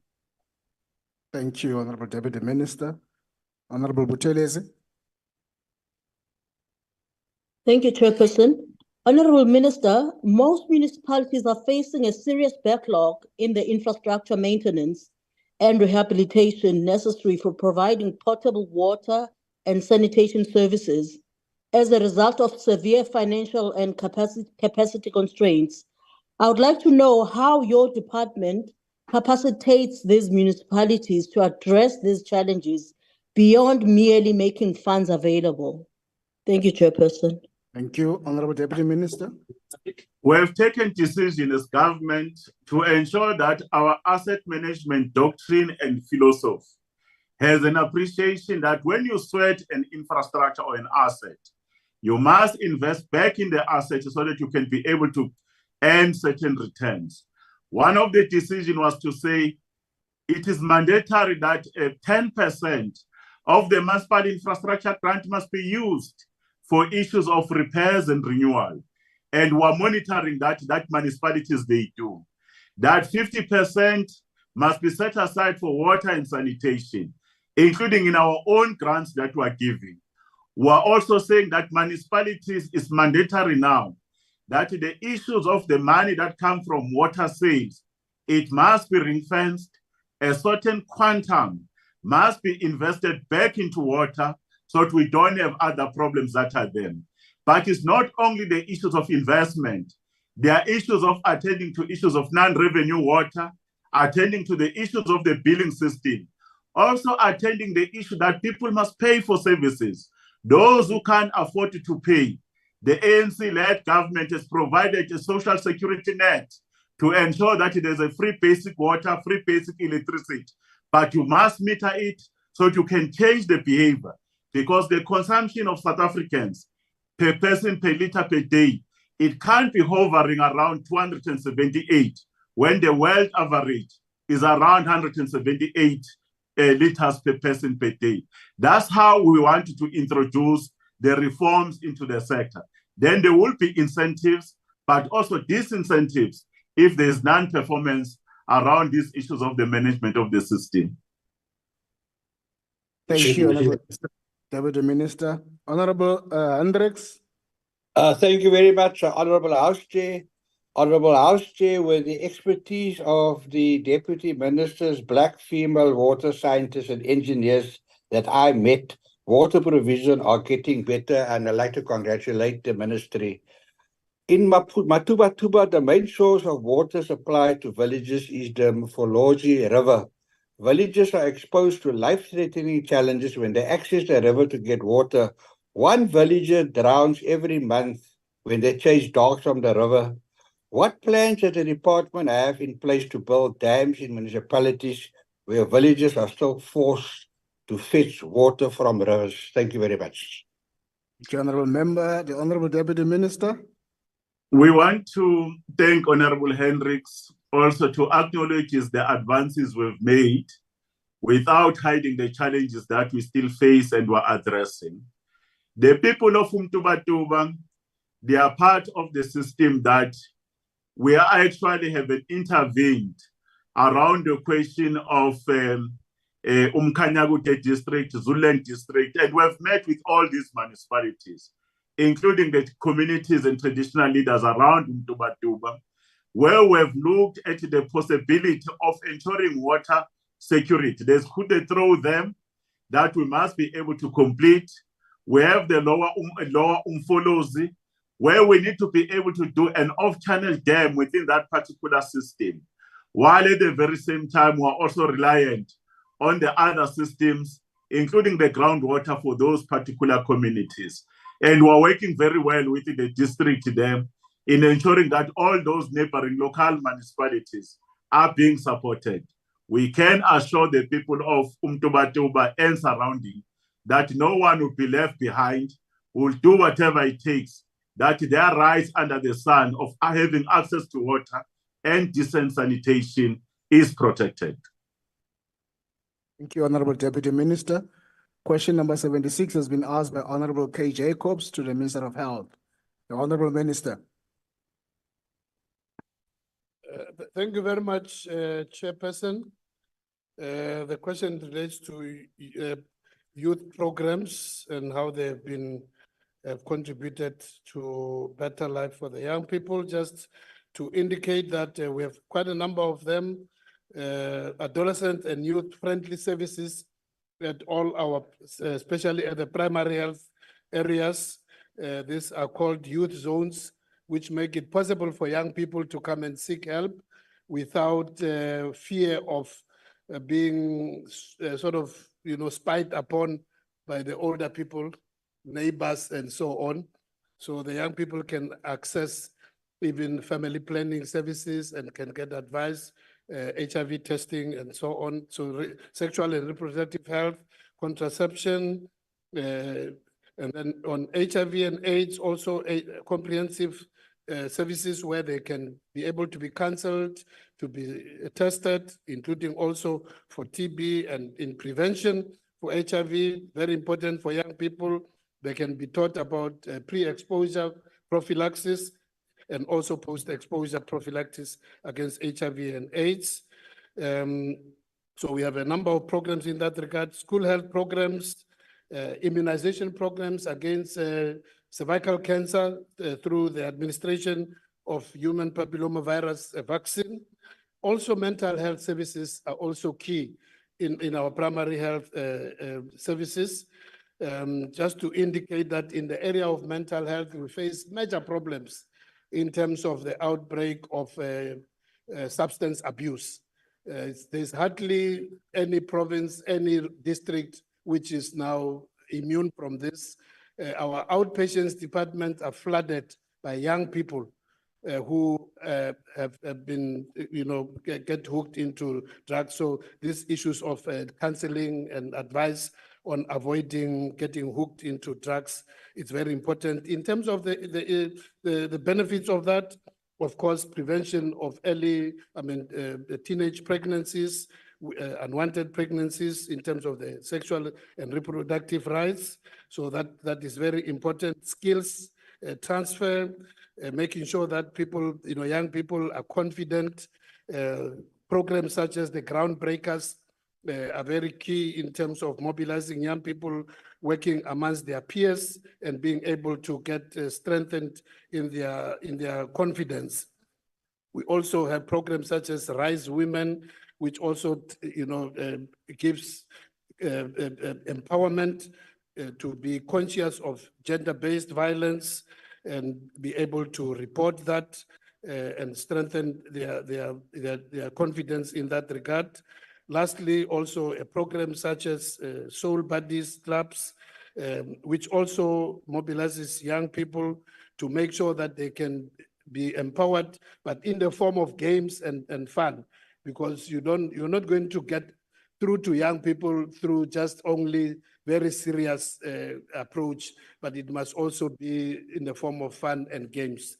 So these are some of the programs, Chairperson, which we have within our services to empower and strengthen young people. Thank you. Thank you, Honorable Minister. Before I go to Honorable Jacobs, kan ek asseblief vra die kant, hou op met julle geselski. Hallo? Hou op met julle geselskies, asseblief. You are in the house. Honorable Jacobs, Thank you. you're busy Chairperson, talking there and overdrowning the speakers. And thank you, Minister, for your reply. And thank you, Chair, for silencing those talkers on the other side. This is such an important topic. Minister, and thank you for those programs. I tried to count them. I think about 11 programs which your department is doing. I think we should be able to really show more the positive impact of this that you were talking about through the communications and questions such as these. But of course, young people are also at the risk of developing illness and diseases as much as older people, especially infectious diseases. And the health risk of acquiring these diseases and the sequelae are just as well known. So, of course, the outcome for the young people can be improved through education and prevention strategies. My question is, which diseases are the youth mostly at risk of developing, and how is this risk being addressed? Thank you. Thank you, Honorable Member. The Honorable Minister. Thank you very much, Chair. Thanks to the question. Amongst others, of course, in terms of youth services, there is no dispute about the fact that, generally speaking, young people have a strong immunity. You know, they're still very strong in terms of various diseases. But the fact of the matter is they are also vulnerable, especially in terms of behavior-related exposure. But of course, we also do, in terms of, for instance, your school health programs. Amongst other things, there are things which get missed even in families as children grow up. Some of those may even be congenital malformations. We know very well, for instance, with school health programs, that there are young people who are assumed not to, maybe to have low IQ, only to find that their sight, they can't see well. Whatever is written, some can't hear very well, and they are not detected. So through school health programs, problems like this are picked up, and a lot of young people get helped with hearing aids, with spectacles, where those can make a difference. But beyond that, largely it's behavior-related exposure. Young people are generally, you know, subject to peer pressure.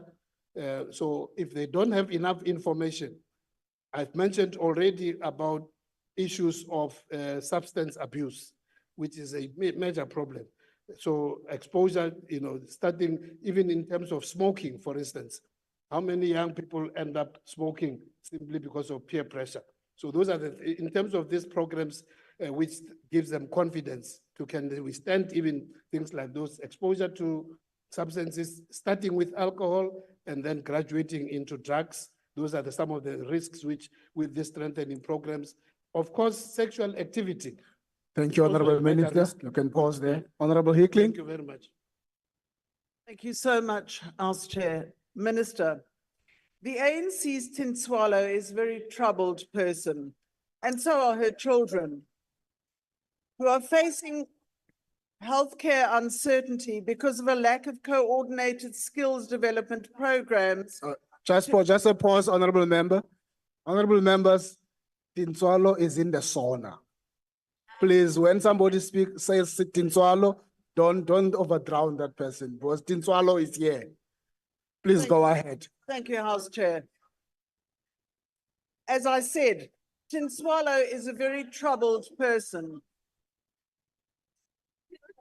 Tinswalo is a very troubled person, and so are her children, because they are facing healthcare uncertainty because of a lack of coordinated skills development programs to ensure that their post-basic health degree qualifications can lead to specialization in a whole host of disciplines like anesthesia, internal medicine, and ear, nose, and throat medicine. Over the past months, the DA has been inundated by complaints of a lack of cohesion with the Walter Sisulu University, the Department of Health, the Council for Higher Education, relating to the Master of Medicine program, where students are entered into a program, waste 2 years of their time and hard-earned money, and neither you nor Minister Nzimande nor the CHE's Dr. Green. The honorable can member's agree time has on expired. what is the qualifying criteria. Thank you. Your time has expired. Honorable Minister. Thank you very much, Chair. Well, it was quite a long question. I tried to pick up the gist. Honorable Khadebe, you probably want to leave the house earlier than others. Honorable Minister.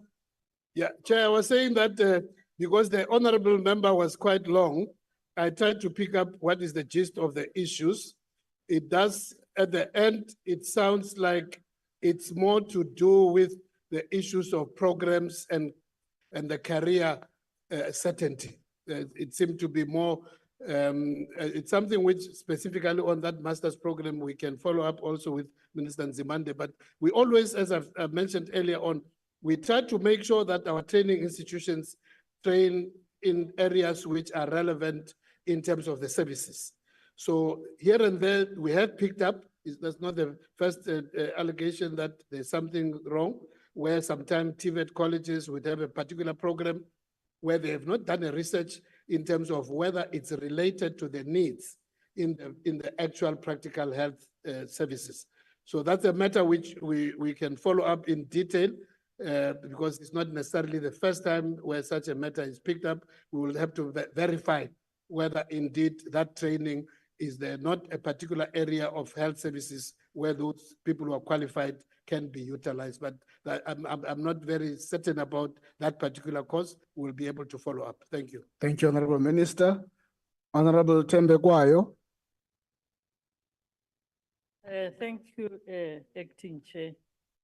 Minister, considering the state of public health care in the country at the moment, what do you think is the experience of your Tinswalo when she visits clinics and public hospitals today in South Africa?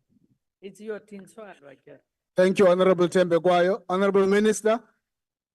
Well, let me just say thank you, Chair. Let me thank the honorable member because as a result of her earlier question, I actually visited one of the areas here in Cape Town this morning at Heidelberg. And they actually demarcated a section for young people, adolescents and youth services. And there were young people there. So if you go tomorrow to Heidelberg, they will show you. They are there, they are receiving services, and they appreciate it. So that's your Tinswalos. So I'm not talking theory of some Tinswalos somewhere. I spoke to Tinswalos this morning who were there to receive services properly organized with a demarcation where they can come and get counseled, get family planning and the HIV testing and all that. So it's happening in real life, not just in theory. So I can assure you it's happening. Thank you, Honorable Minister. Honorable Shengwa. Thank you, House Chair. Honorable Minister, siyabezwa kokhintshwayo kulungile.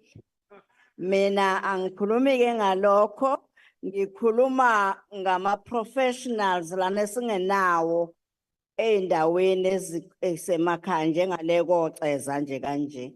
Kodwa okunye ngikhuluma ngakho, sebekhona odokotela abakwazi ukufika kogogo emakhaya. Sithini ngonompilo abangasanakiwe, Minister. Thank you, Honorable Shengwa. The Honorable Minister. Onompilo. Honorable Minister, also consult. No, ngimzwile nje, ube lahlile nje kancane. Kodwa sengimzwile. Yeah, sengizwile, honorable member. No, in terms of community health and caregivers, we are aware that we have not taken up as many and retained as many as we wish. And that's really a matter of financial capacity. But we are making sure there's a process which is going on to make sure also that there is a certainty in terms of dispensation, because we took it from a point where some of them were under NGOs. We have dealt with that. We are now at the level where all community health workers, caregivers are all under a minimum of a minimum wage. So they all at least at that level benefiting. But we are looking at a much more, certainty in terms of, I know that especially from the labor side, they are aspiring that they must be on public service dispensation. But that's more complicated in terms of, one, it deprives you from making sure that the people come from the community, because currently the advantage of caregivers, community health, is that they are identified by communities and then they are engaged. Whereas once you go into Public Service Act, you must advertise and then interview and had all those problematic requirements. Whereas this time we are working on a dispensation which also accommodates the fact that they must be in touch with the communities and be selected at the local level. Thank you, Honorable Minister. Honorable members, the time allocated for questions has expired. Outstanding replies. Chairperson. Outstanding replies received will be printed in Hansard. Honorable member, what point is that now? I'm in the middle of concluding the session. It's because I raised my hand before. Please go ahead. Let me hear you. Honorable Chairperson, I want to couple privilege together with Rule 138, questions to ministers. I'm not sure to which we can read it with, but I was looking at 7 of that. I want to plead, Chairperson, I think you can forward it to whoever is responsible. I want to plead that, we siyawenza sonke umsebenzi wethu, but the House, when it comes to questions, disadvantages some of us, because you come to the House first, you have members that have asked questions, you are not able to answer those questions. And it's like, it's like asnam sebenza and siyawazi umsebenzi wethu. So it's a plea from me, because it's the second time I come to the House. I sit with my colleagues, they've got 3, 4, 5, 6 questions, and I'm sitting here for the second time, having worked hard to also make sure that I respond to the members who ask the questions adequately. Thank you. Thank you, Honorable Member. Before you clap hands, before you clap hands, thank you, Honorable Minister. You are raising a fair point, and that is sustained. I can just indicate that at that point, we'll have to go to our Rules Committee and the Speaker's office. We had already attended to this, so it means we must improve and mix it basically. Because you would have started with one minister, 4 questions in a row. So it's a question of how we arrange that. But that will have to be discussed in the Rules Committee. Having said that, before you stand, I've not even asked you to stand. You can now stand. Please stand and allow the chairperson and the mace to leave the House. With that, the House is adjourned. Thank you. No Kanyela Maskaner.